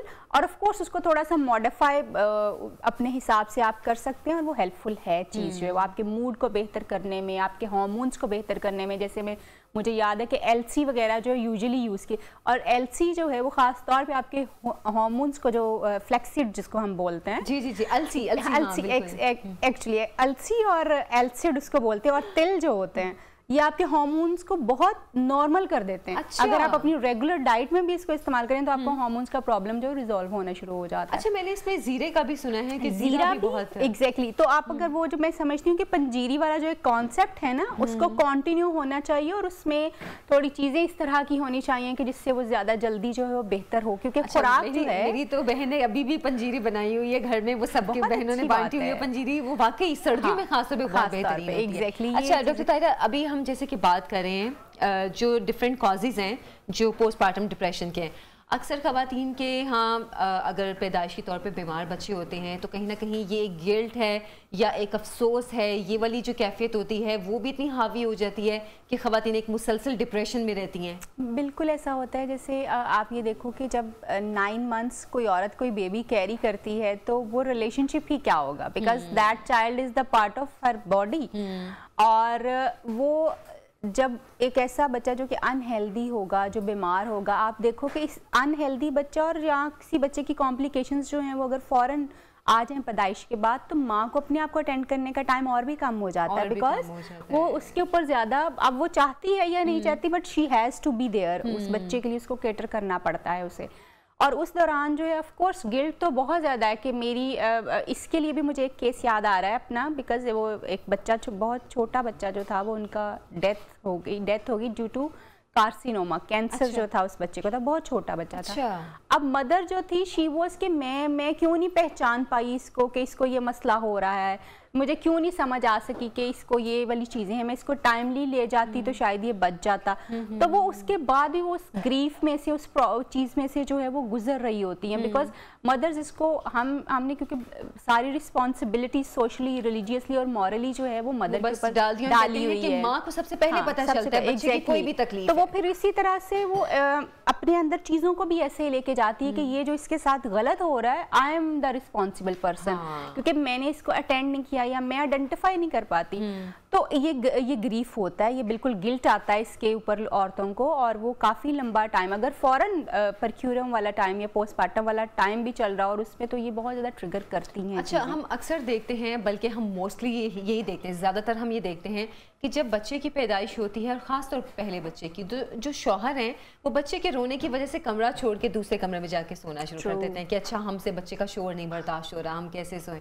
वो औरत को लगता है कि मैं अकेली ही हूँ जो कि इसको अटेंड करने के लिए हूँ, मेरे साथ और कोई भी नहीं है जो कि मेरे बच्चे को मेरे साथ देखे। क्योंकि चले बाकी सब देख भी रहे हो ना, तो एक जो शौहर की सपोर्ट है ना, वो बड़ी इंपॉर्टेंट होती है, और यहाँ पे औरत ज्यादा उस ग्रीफ में चली जाती है। बिल्कुल ऐसा है। और एक बड़ी इंटरेस्टिंग चीज ये है कि बच्चे का रोना जो किसी और के बच्चे के रोते हुए देखना is something else, and watching your own kid, और उसको बार बार रोना उसका जो वो आपको खुद भी इरिटेट कर रहा होता है, क्योंकि आपके लिए भी वो फर्स्ट एक्सपीरियंस है, वो आपके लिए बड़ा पेनफुल सी एक सिचुएशन होती है कि ये रो रहा है और आपको समझ भी नहीं आ रही कि इसको हुआ क्या, इसको हुआ क्या है, इसको क्या चाहिए। आप किसी डॉक्टर को दिखाएंगे, वो भी कहेगा और कि पेट का इशू है, शायद गैस है, ये है, इस तरह की चीजें। और फिर अनफॉर्चुनेटली हमारे यहाँ पे, क्योंकि हमने पेरेंटल काउंसलिंग हमारी बहुत वीक है, हम औरतों को और मर्दों को, यानी माँ बाप दोनों को जो है कभी भी प्रिपेयर नहीं करते कि उन्होंने आने वाले चेंजेस को कोप कैसे करना है, which is very very important. आपको पता है जितने भी डेवलप्ड कंट्रीज हैं वहाँ पे जैसे ही औरत कंसीव करती है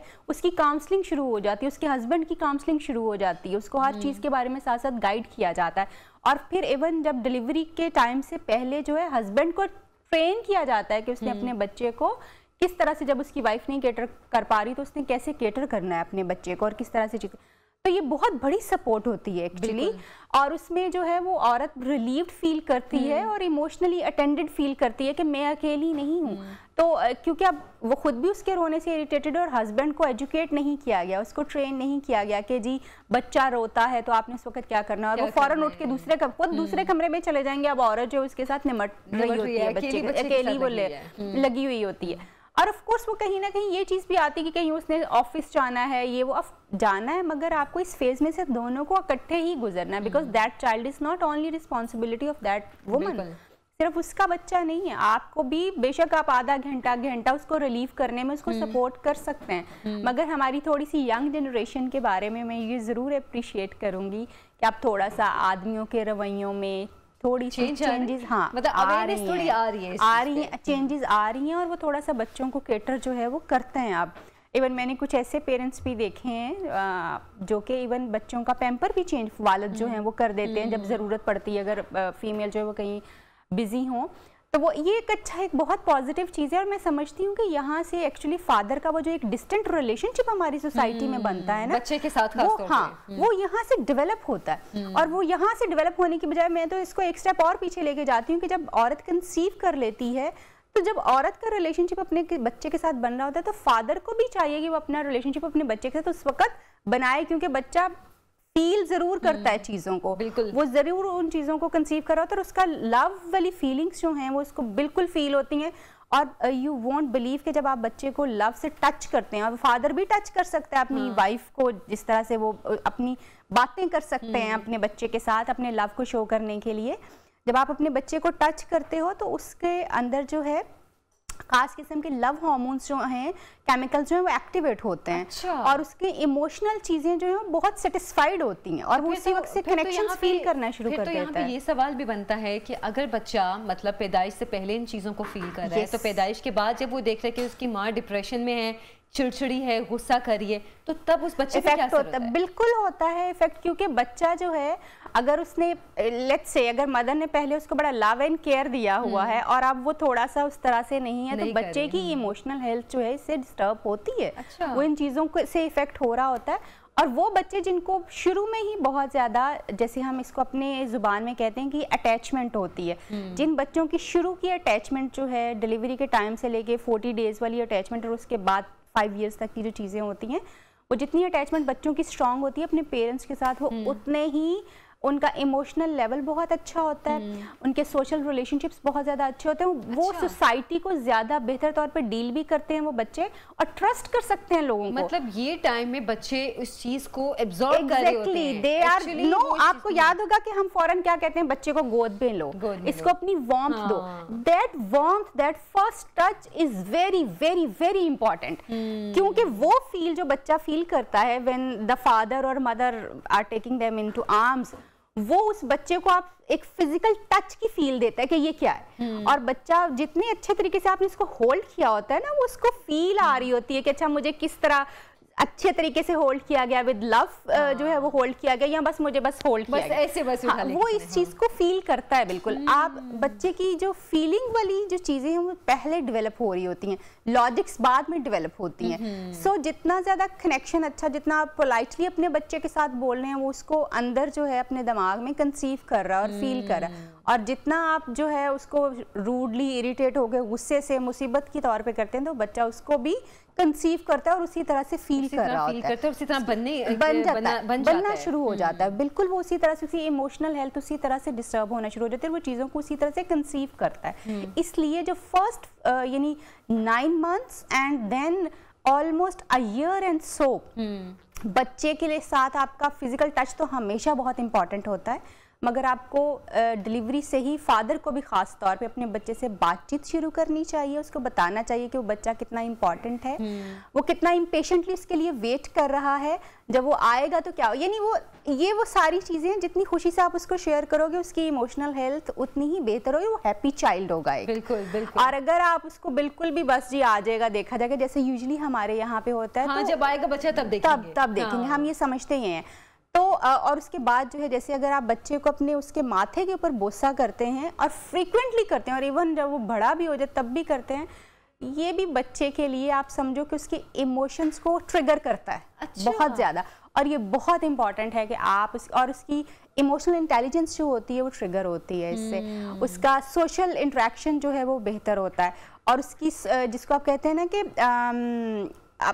जिसको आप ये कहेंगे कि लोगों के साथ उसका मेल जोल जो कनेक्शन जो वो ज्यादा इंप्रूव करना शुरू कर देता है। सो माथे के ऊपर बोसा करना बच्चे को is very very very important. ये तो बहुत अच्छी बात है आपने बताई है, बड़ी फायदेमंद बातें हैं। चले, मुझे भी कुछ ना कुछ इससे समझ आ गई है। अच्छा, लेकिन but at the same time उस खातून को अटेंड करना बहुत जरूरी है, जिसमें आपके बच्चे को केटर करना है। एग्जैक्टली। और अगर आप उसको यानी खास तौर पे इन डेज में अगर आप फीमेल को हग करते हैं, hug is very very very important. ये याद रखिए कि बहुत सारी चीज़ें जो हैं एक दूसरे को फिजिकल टच से जो है वो ख़त्म हो जाती हैं। आप हग करते हैं तो वो इमोशनली स्ट्रॉन्ग फील करती है, शायद वो रोना चाहती है उस सूरत में और वो आपके साथ रो सकती है। आप उसको अपने इमोशनल एक्सप्रेशन का टाइम दीजिए कि वो फील क्या कर रही है, उसको ये बताने का मौका दें ताकि वो आपसे शेयर कर सके और फिर आप उसके हिसाब से उसको जो है वो केटर कर सकें। क्योंकि वो खुद ब खुद कहीं ना कहीं जो होती है वो इनसिक्योर भी हुई होती है और बर्डन भी होती है, बहुत बर्डन भी होता है, इनसिक्योर भी होती है, उदास भी होती है, ज्यादा और चीजों को समझ भी नहीं रही होती है कि मैं कैसे इनको मैनेज करूं, पहला बच्चा है, मैं कैसे उसका डायपर चेंज करूं, कहीं मुझसे कुछ ऐसा ना हो जाए, बच्चे को जख्म ना आ जाए, ये बहुत सारी चीजें। अच्छा, एक लास्ट क्वेश्चन जो मैं आपसे पूछना चाही थी, एक तो ये पोस्टपार्टम डिप्रेशन कितने अरसे तक रह सकता है, और दूसरा क्या इसकी कोई मेडिकेशन भी, कोई दवाइयाँ वगैरह भी होती हैं? पोस्टपार्टम डिप्रेशन जो है वो जैसे मैंने कहा कि 40 डेज जो होते हैं ना, जैसे हमारा परक्यूरियम वाला टाइम है कि चिला जिसको आप बोलते हैं, 40 डेज में 40 डेज में आप हाँ जी वो रिकवर कर सकते हैं। 40 डेज में नेचुरली रिकवर हो जाता है। मगर कुछ लोगों को अगर बहुत ज़्यादा ये स्वेयर हो 40 डेज में ही, तो उनको कोशिश ये करनी चाहिए कि विद इन 2 वीक्स वो हेल्प सीख करें। हेल्प में सबसे पहले काउंसलिंग के लिए जाइए। मेडिसिन अगर ज़रूरत होगी तो वो अच्छा काउंसलर जो है, वो साइकोलॉजिस्ट जो है, वो आपको यकीनी तौर पे रेफर करेगा कि आपको मेडिसिन की ज़रूरत है। क्योंकि अगर बच्चा ब्रेस्ट फीड के ऊपर है तो फिर मेडिसिन का डिसीजन लेना थोड़ा सा सोच समझ की चीज़ें जो है वो करने की ज़रूरत पड़ती है। तो बहुत बेहतरीन ये है कि आप बच्चे की पैदाइश से पहले ही काउंसलिंग्स करवाएं अपनी, और उसके बाद, ताकि आपको पोस्टपार्टम डिप्रेशन उतना बुरी तरह हिट भी ना करे। और अगर हिट कर गया तो आप उससे जल्दी जो है वो बाहर निकल आएं। और अगर पोस्टपार्टम के फेज में से आप गुजर रहे हैं तो ट्राई टू मेक इट कि आप अगर 2 वीक्स में बेहतरी नहीं आ रही, हर दिन अगर बेहतर नहीं हो रहा, तो देन गेट हेल्प। मेडिसिन हो सकती हैं ऑफ कोर्स, क्योंकि जैसे ये मैंने केस आपको बताया अभी थोड़ी देर पहले, उस पेशेंट को हमें मेडिसिन के ऊपर पुट करना पड़ा।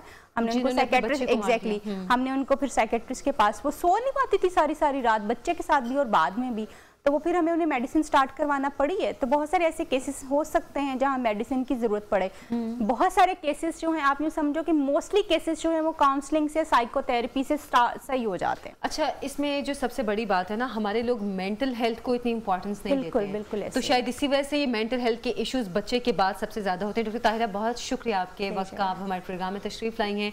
और ख़ास तौर पर पोस्टमार्टम डिप्रेशन एक ऐसा इशू है जो कि हकीकत है, हम लोग उसको बहुत अहमियत नहीं देते हैं, उस औरत को कोई अहमियत नहीं देते हैं जिसका पहला बच्चा हुआ है या दूसरा बच्चा भी हुआ है, क्योंकि वो औरत उस फेज से गुजर रही है, उसकी नींद भी कम है, उसके ऊपर बर्डन भी है बच्चे को संभालना, और बहुत से मसाइल हैं जिनसे वो गुजर रही है।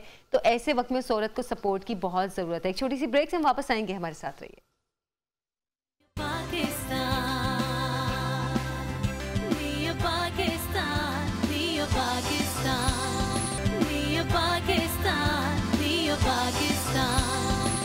Welcome back. प्रोग्राम में आपको खुश आमदीद कहती हूँ। एक बहुत अहम इशू है जो कि उसके हवाले से मैं प्रोग्राम में डिस्कस करना चाह रही थी कि वफाकी शरई अदालत ने हुकूमत से जाली ख्वाजा सराओं की शनाख्त और उनके सद्दे बाप के लिए तजावीज़ मांग ली है, और ये कहा है कि जो जाली ख्वाजा सरा हैं उनके हवाले से भी क्लियर किया जाए, और जो असली ख्वाजा सरा हैं उनके हवाले से भी बताया जाए कि ये असली ख्वाजा सरा हैं, उनको रजिस्टर्ड किया जाए। अच्छा, जिन्स तब्दीली से मुतालिक कानून के खिलाफ दरख्वास्तों पर वफाकी शरई अदालत में समाअत हुई है, और दरख्वास्त गुजार का कहना था कि शरीयत में अपनी जिन्स छोड़कर दूसरे जैसा बनने वाले पर लानत भेजी गई है, जबकि वकील वजारत इंसानी हकूक के रुकन का कहना था कि सेनेट में तरमीमी बिल ज़रूर आया था लेकिन अभी मंजूर नहीं हुआ। अच्छा, चीफ जस्टिस शरई अदालत ने इस हवाले से कहा कि जो जैसा पैदा किया गया है खुद को वैसा ही जाहिर करने वाले पर कोई लानत नहीं है। मतलब अगर कोई खुदा की तरफ से ख्वाजा सरा के जिन्स में पैदा हुआ है और अगर वो खुद को वैसे ही जाहिर करा तो ऐसे शख्स पर कोई लानत नहीं है। अच्छा, जस्टिस सैयद मोहम्मद अनवर का ही कहना था कि जो ख्वाजा सरा नहीं और खुद को जाहिर करते हैं उन पर सबको एतराज़ है। इस इशू के हवाले से हम बात करेंगे। मोहम्मद उमर सिद्दीकी साहब हैं, फोकल पर्सन वजारत इंसानी हुकूक पंजाब, हमारे साथ मौजूद हैं। अस्सलाम वालेकुम उमर साहब। अस्सलाम वालेकुम उमर साहब, आपको आवाज़ आ रही है? वालेकुम अस्सलाम, आपको आ रही है आवाज़? जी जी बिल्कुल। उमर साहब, आपसे ये पूछना चाह रही थी कि मैं अदालत की जानिब से जो अब ये हुकूमत से जाली ख्वाजा सराओं के हवाले से तजावीज़ मांगी गई हैं, उस हवाले से बताइएगा। देखें, सबसे पहली चीज तो ये है कि ये जो तरमीमी बिल था ये अभी तक पास नहीं हुआ, ये आपको ऑलरेडी पता है जी। और जो वफाकी शरई अदालत ने तजावीज़ मांगी हैं, ये एक बड़ा अच्छा काम होने जा रहा है। देखें, होता क्या था कि यहाँ पर आप भी देखें, चौकों चौराहों पे, रोड्स के ऊपर, इशारों के ऊपर कई लोग ऐसे हैं जो मर्द होते हैं या वो औरतें होती हैं और वो अपना को ख्वाजा सरा शो कर रहे होते हैं। तो उस चीज को हम लोगों ने कोशिश की है कि इसको खत्म किया जाए, और अदालत ने इसमें, वफाकी शरई अदालत ने बड़ी सपोर्ट की इसके अंदर हमें, कि ये उन्होंने इस तरह के रिमार्क्स दिए हैं कि जो चीज हम ऑलरेडी चाह रहे थे ये वही चीज करने जा रहे हैं इंशाल्लाह। तो उन्होंने तजावीज़ मांगी है। अब देखें, इसमें नादरा को भी एक्टिव किया जाएगा कि अब से ये नहीं हो सकेगा कि कोई भी 34 साल की एज के बाद कह दे कि जी मैं ख्वाजा सरा हूँ, मैं एक मर्द हूँ या मैं एक औरत हूँ। जो उसके बे फॉर्म के ऊपर रिकॉर्ड में आ चुकी हुई ये चीज, तो वही अब से रहेगी इंशाल्लाह। अच्छा, मतलब ये चीज़ जो है शनाख्ती कार्ड पे भी आ जाएगी बे फॉर्म के ज़रिए कि जो जैसी जिन्स है वो वही मेंशन होगा। और ये जो हम सड़कों चौराहों पर अक्सर देखते हैं जाली ख्वाजा सरा बनकर वहाँ पर भीख भी मांग रहे होते हैं, और फिर कुछ लोग तो लोगों को तंग भी कर रहे होते हैं, उनके खिलाफ भी क्या कार्रवाई होगी? देखिए, ऑब्वियसली वो तो फिर बनेगा ना, क्योंकि उसमें एक अदालत ने ये चीज कहा है कि उसमें मेडिकल भी करवाया जा सकता है। यानी कि आप ये देखेंगी कि, और सब ये देखेंगे इंशाल्लाह कि अगर ऐसा कानून हम पास करवा लेते हैं तो फिर ख्वाजा सरा जो यहाँ पर बने हुए हैं लोग, उनके खिलाफ फिर पूरी कार्रवाई की जाएगी, क्योंकि उनके मेडिकल करवाए जाएंगे कि जो अगर तो वो मर्द हैं या वो प्योर औरत हैं और वो अपना ख्वाजा सरा शो कर रहे हैं, तो शरीयत में भी इजाजत तो नहीं है इस चीज की, इस्लाम में भी ना ऐसे ही है, किसी भी मजहब में इजाजत नहीं है। मेरा तो ये मानना है इसके अंदर। अच्छा उमर, हम अपने बचपन से ना अपने बड़ों से सुनते थे कि जो ख्वाजा सरा, जो असली ख्वाजा सरा हैं, उनकी दुआ लेनी चाहिए। मतलब ये हमारे बड़े अक्सर कहते थे कि उनकी बद्दुआ नहीं लेनी चाहिए, उनकी दुआ जो है वो डायरेक्ट लगती है। लेकिन हम ये देखते हैं कि इस बात के पीछे ना अब बहुत से लोग जाली ख्वाजा सरा बन चुके हैं। फिर वो सड़कों चौराहों पर जब खड़े होकर भीख मांगते हैं, लोग पैसे नहीं देते तो उनको बद्दुआ भी दे देते हैं। लोग इस चीज़ पर डर जाते हैं। अब इस चीज़ को कैसे जो है डिफ्रेंशिएट किया जाएगा कि जो असली ख्वाजा सरा हैं वो कौन है, जो जाली ख्वाजा सरा हैं वो कौन है, वो क्या इसी तरीके के जरिए किया जाएगा? देखें, दुआ या बद्दुआ तो कबूल अल्लाह ने करनी है, बेशक बेशक, और उसमें ये है कि हमारा ये यकीन होना चाहिए कि हमने किस नीयत से किसकी मदद की और किसकी मदद नहीं की, तो नीयतें अल्लाह जानता है। अब देखें, इससे होता क्या है कि हम लोग एक बात करते हैं कि अगर कहीं पे आप जा रही हैं तो आपसे कोई लिफ्ट अगर मांग लेता है, तो अब होता क्या है, चोरों डकैतों की वजह से लिफ्ट देने से हम लोग बेचारे उन लोगों को भी नहीं दे पाते जो वाकई लिफ्ट लेना चाह रहे होते हैं, इनको मजबूरी होती है कहीं पहुंचना होता है। तो इसी तरह अब देखें, जो लोग ख्वाजा सिरा वैसे ही बन गए, ठीक है, और वो है नहीं, नेचुरली कुदरती तौर पर वो नहीं है ख्वाजा सिरा, तो हमें तो ऑब्वियसली ये डाउट ने ही हमें मार दिया ना, तो इसलिए अल्लाह को हमारी नीयत पता है, तो इसमें ऐसे कोई वो नहीं है। और देखें, जो शरीयत हमें बताती है वो यही बताती है कि हाँ जी, हमें इनकी दुआएं लेनी चाहिए, हमारी नीयत यही होनी चाहिए कि हमने इनकी मदद करनी है, लेकिन हाँ, नुकसान उन ख्वाजा सिराओं का होता है जो असली ख्वाजा सिरा है। यही तो बात होगा कि इंशाल्लाह अगर ये कानून पास हो जाता है तो फिर कोई भी मजीद अपने आप को ये प्रिटेंड नहीं कर सकेगा कि वो ख्वाजा सिरा है। अच्छा, वैसे हम ये देखते हैं कि अक्सर ऐसी खबरें भी आती हैं कि इस इलाके में ख्वाजा सरा को कत्ल कर दिया, उस इलाके में कर दिया। आज भी इस तरह की खबर आई है। तो अगर ख्वाजा सरा तालीम याफ्ता हों तो उनको पता हो कि हमारे हकूक़ क्या हैं, हमने किस तरह सोसाइटी में मूव करना है, तो वैसे ख्वाजा सराओं को हमारी सोसाइटी में काफ़ी मुश्किलात का सामना है। देखें, ये चीज़ मैं अक्सर हर चैनल के ऊपर बैठकर भी करता हूँ और अलग अलग प्लेटफॉर्म्स पे करता हूँ कि इनके अंदर अवेयरनेस लेकर आना बहुत जरूरी है। और देखें, कुछ लोग तो पढ़ लिख गए इनमें से, ठीक है, और वो अच्छी जगहों पर पहुंच भी गए, लेकिन जिनको अवेयरनेस दी ही नहीं गई, जिन तक हमारी रसाई हो ही नहीं सकी, इस माशरे की रसाई हो ही नहीं सकी, उनको बाउंड कर दिया गया उनके गुरुओं की हद तक। तो उनके जो गुरु ने उनको सिखाया, उनको वही पता है कि हमने यही करना है, हमने इसी तरह रहना है, हमने यही खाना है, हमने यही पीना है, हमारा यही काम है। तो वो अब कंफर्ट जोन से बाहर निकलने की कोशिश भी नहीं करते इसी चक्कर में। अच्छा उमर, वैसे आपके ख्याल में ख्वाजा सरा कम्युनिटी के लिए क्या इकदामात ऐसे हो सकते हैं जिसमें उनके लिए, जो असली ख्वाजा सरा हैं, उनके लिए बेहतर हालात पैदा किए जा सकें? एक तो आप तालीम की बात कर रहे हैं, ठीक है, जो पढ़ गया वो चला गया, लेकिन ऐसे क्या इकदामात किए जा सकते हैं हुकूमती सतह पर जिससे इस कम्युनिटी की बेहतरी हो सके? देखें, उसके लिए कुछ चीजें ऑलरेडी चल भी रही हैं पाइपलाइन में, जिस तरह के कसरे बहबूद के तरह के जो हम लोग पंजाब के 36 अजला में कॉन्सेप्ट शुरू करना चाह रहे हैं, जिसके अंदर इनको ट्रेनिंग दी जाएंगी, वोकेशनल ट्रेनिंग जिनको आप कहते हैं, और इनको कोई काम शाम की तरफ इसी तरह लगाया जाए।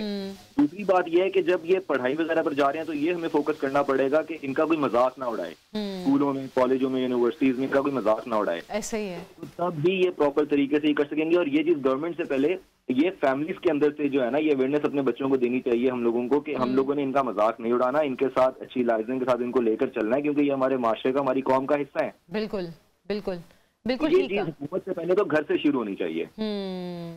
अच्छा, यही चीज़ है कि हुकूमत से पहले ये चीज़ें हमारे घर से, हमारी सोसाइटी से शुरू होंगी तो ही ये आला सतह पर या हुकूमती सतह पर इनके हवाले से कुछ इकदामात हो सकेंगे।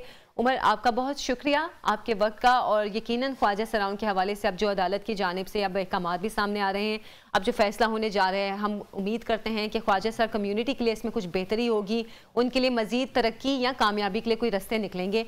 एक छोटी सी ब्रेक से अभी हम वापस आएंगे, हमारे साथ रहिए।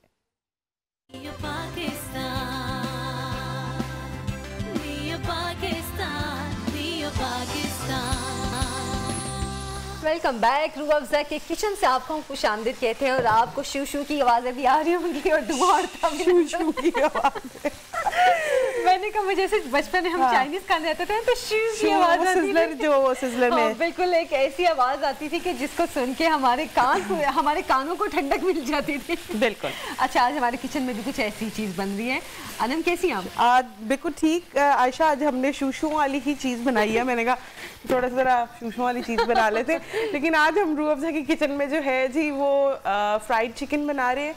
एक बड़ा वेल नोन हमारा रेस्टोरेंट है जहाँ से लोग यूजुअली जो है फ्राइड चिकन एंजॉय करते हैं, तो वही फ्राइड चिकन जो इतना एक्सपेंसिव आप लेते हैं, वही उतनी क्वांटिटी में शायद आप 8 से 10 पीस में कन्वर्ट बना ले, नहीं 6 से 7 पीस में उसको कन्वर्ट कर सकते हैं, जो कि एक पीस का प्राइस है। अच्छा, हाँ सही कह रही है। तो उस हिसाब से बड़ा ही इजी रेसिपी है इसकी, बस थोड़े से जरा आप समझ लें कि स्टेप्स हैं जो कि थोड़े से टाइम टेकिंग है, अदर देन जो है वो बहुत ही इजी और जो है जल्दी से बनने वाली रेसिपी है। आपने सिंपल चिकन लेना है, मैंने लेग एंड विंग्स लिए हैं, आप लेग एंड थाई विंग्स जो भी है आप अपनी पसंद से ले सकते हैं, विद स्किन या विदाउट स्किन जो भी अवेलेबिलिटी है उस हिसाब से आप ले सकते हैं। अच्छा, एक चीज़ जो बहुत इंपॉर्टेंट है वो ये है कि पीस का साइज जो है वो ज़्यादा बड़ा नहीं होना चाहिए, क्योंकि कमर्शियली आप जब उसको फ्राई करते हैं तो वो उनके पास प्रेशर वाले जो फ्रायर्स होते हैं वो उनको उसमें सेट कर देते हैं टाइम में और वो फिर उसमें पक जाते हैं।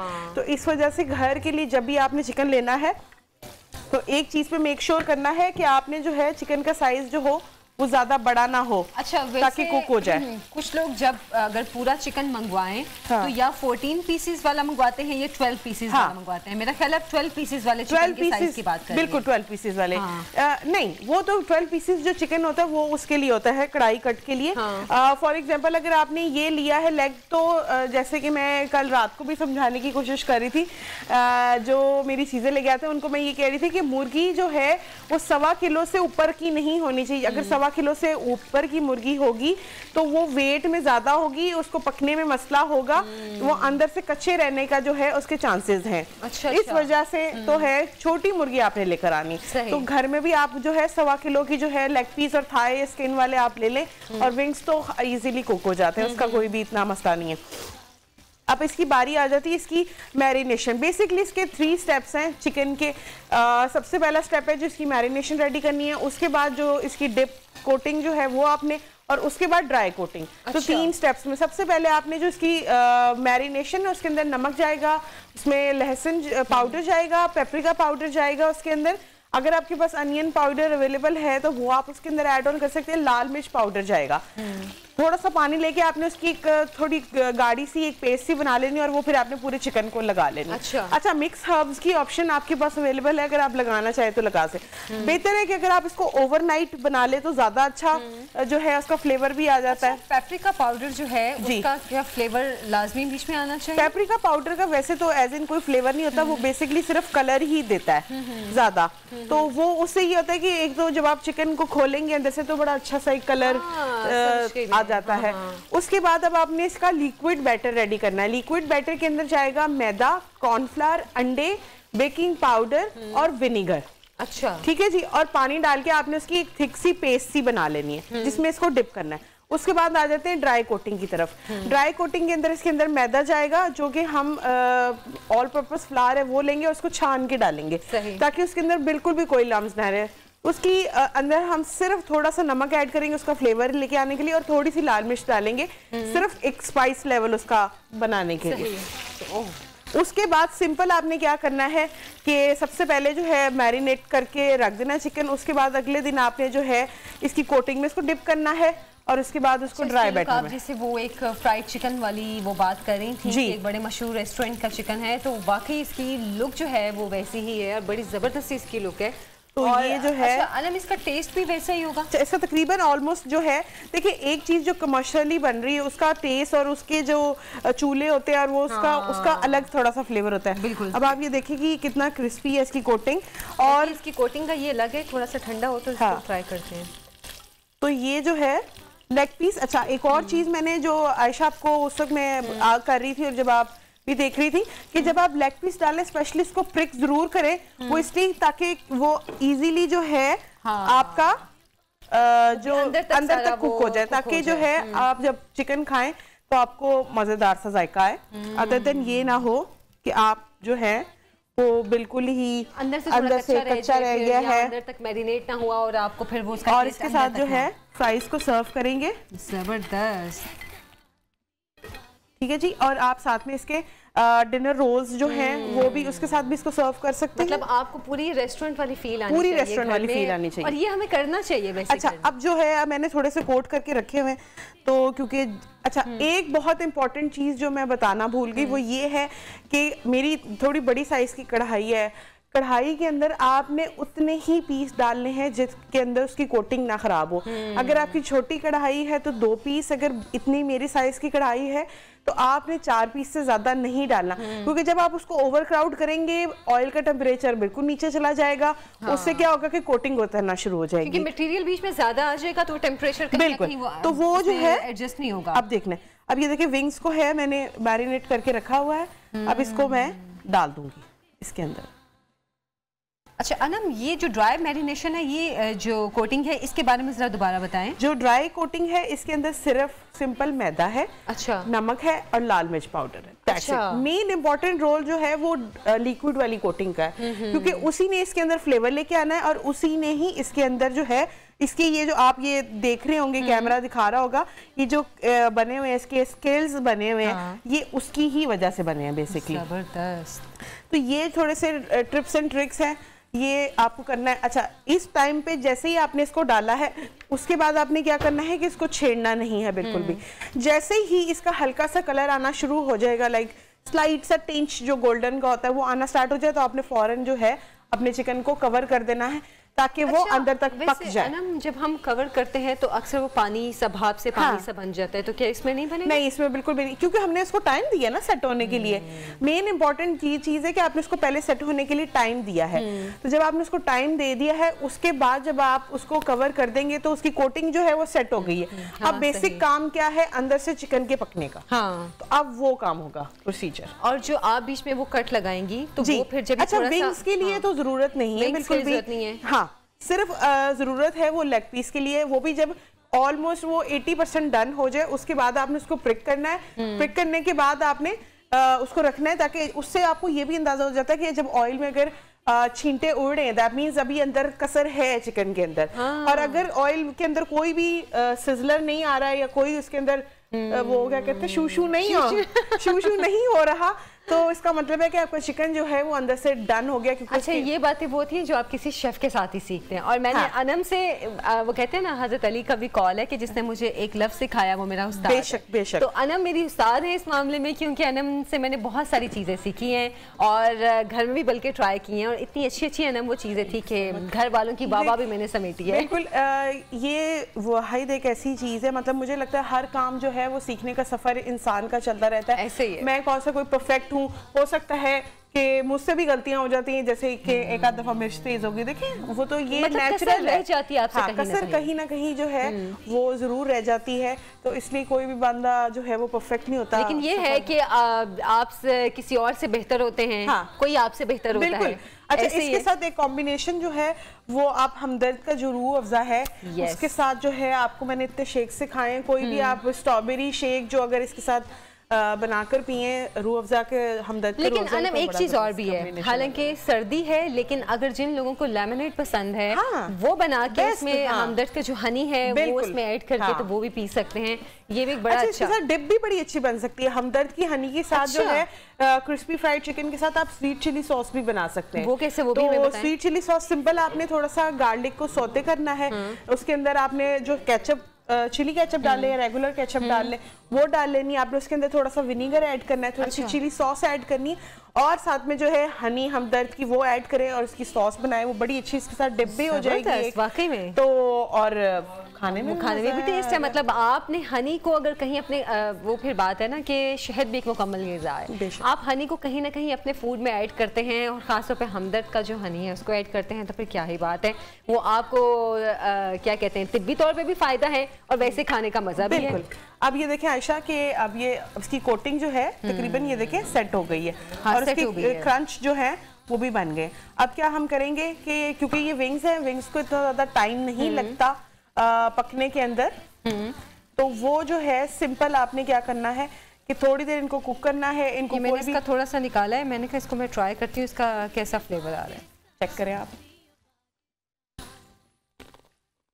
इतना अच्छा क्रिस्प आ रहा है, क्रंची है। मतलब वाकई बहुत क्रंची है।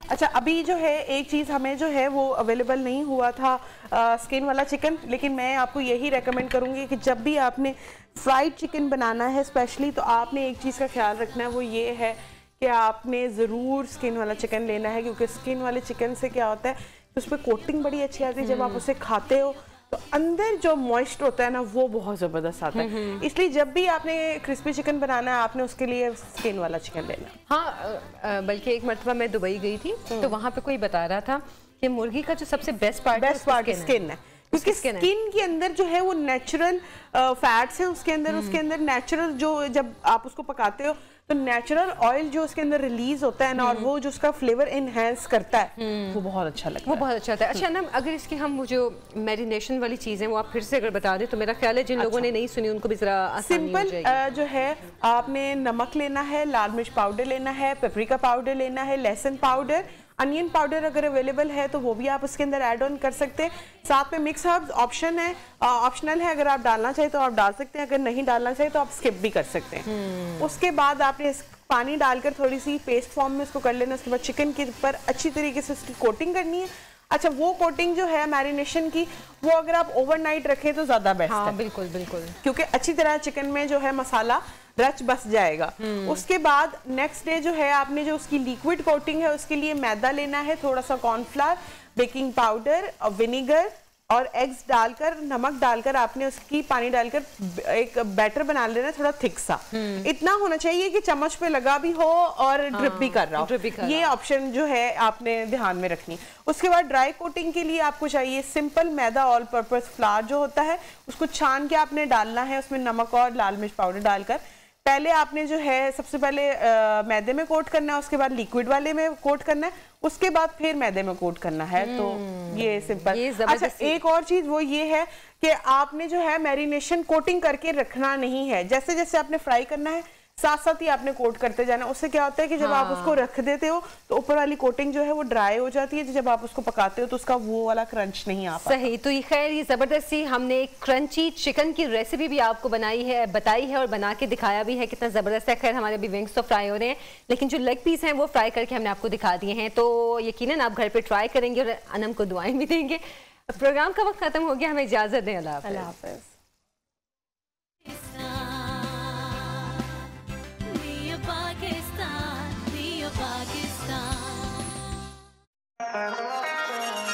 तेरे इश्क में डीप सी डाइविंग,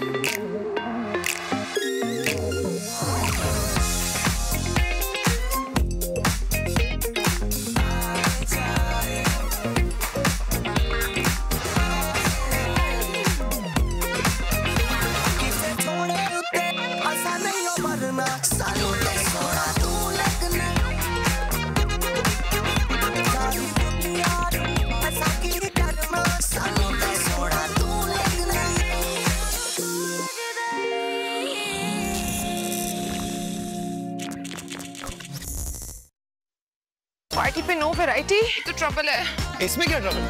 फूड पैंडा में सबका हाल है। हजारों रेस्टोरेंट्स और होम शेफ से ऑर्डर करो और फ्रेंड्स एंड फैमिली के साथ सेलिब्रेट करो। फूड पैंडा करो। हेलो। हाँ भाई, जॉब का क्या बना? Nothing yet. एक्सपीरियंस के बगैर जॉब नहीं, और जॉब नहीं मिलेगी तो एक्सपीरियंस कैसे आएगा? And what about your studies? Studies और बिजनेस दोनों सुपीरियर।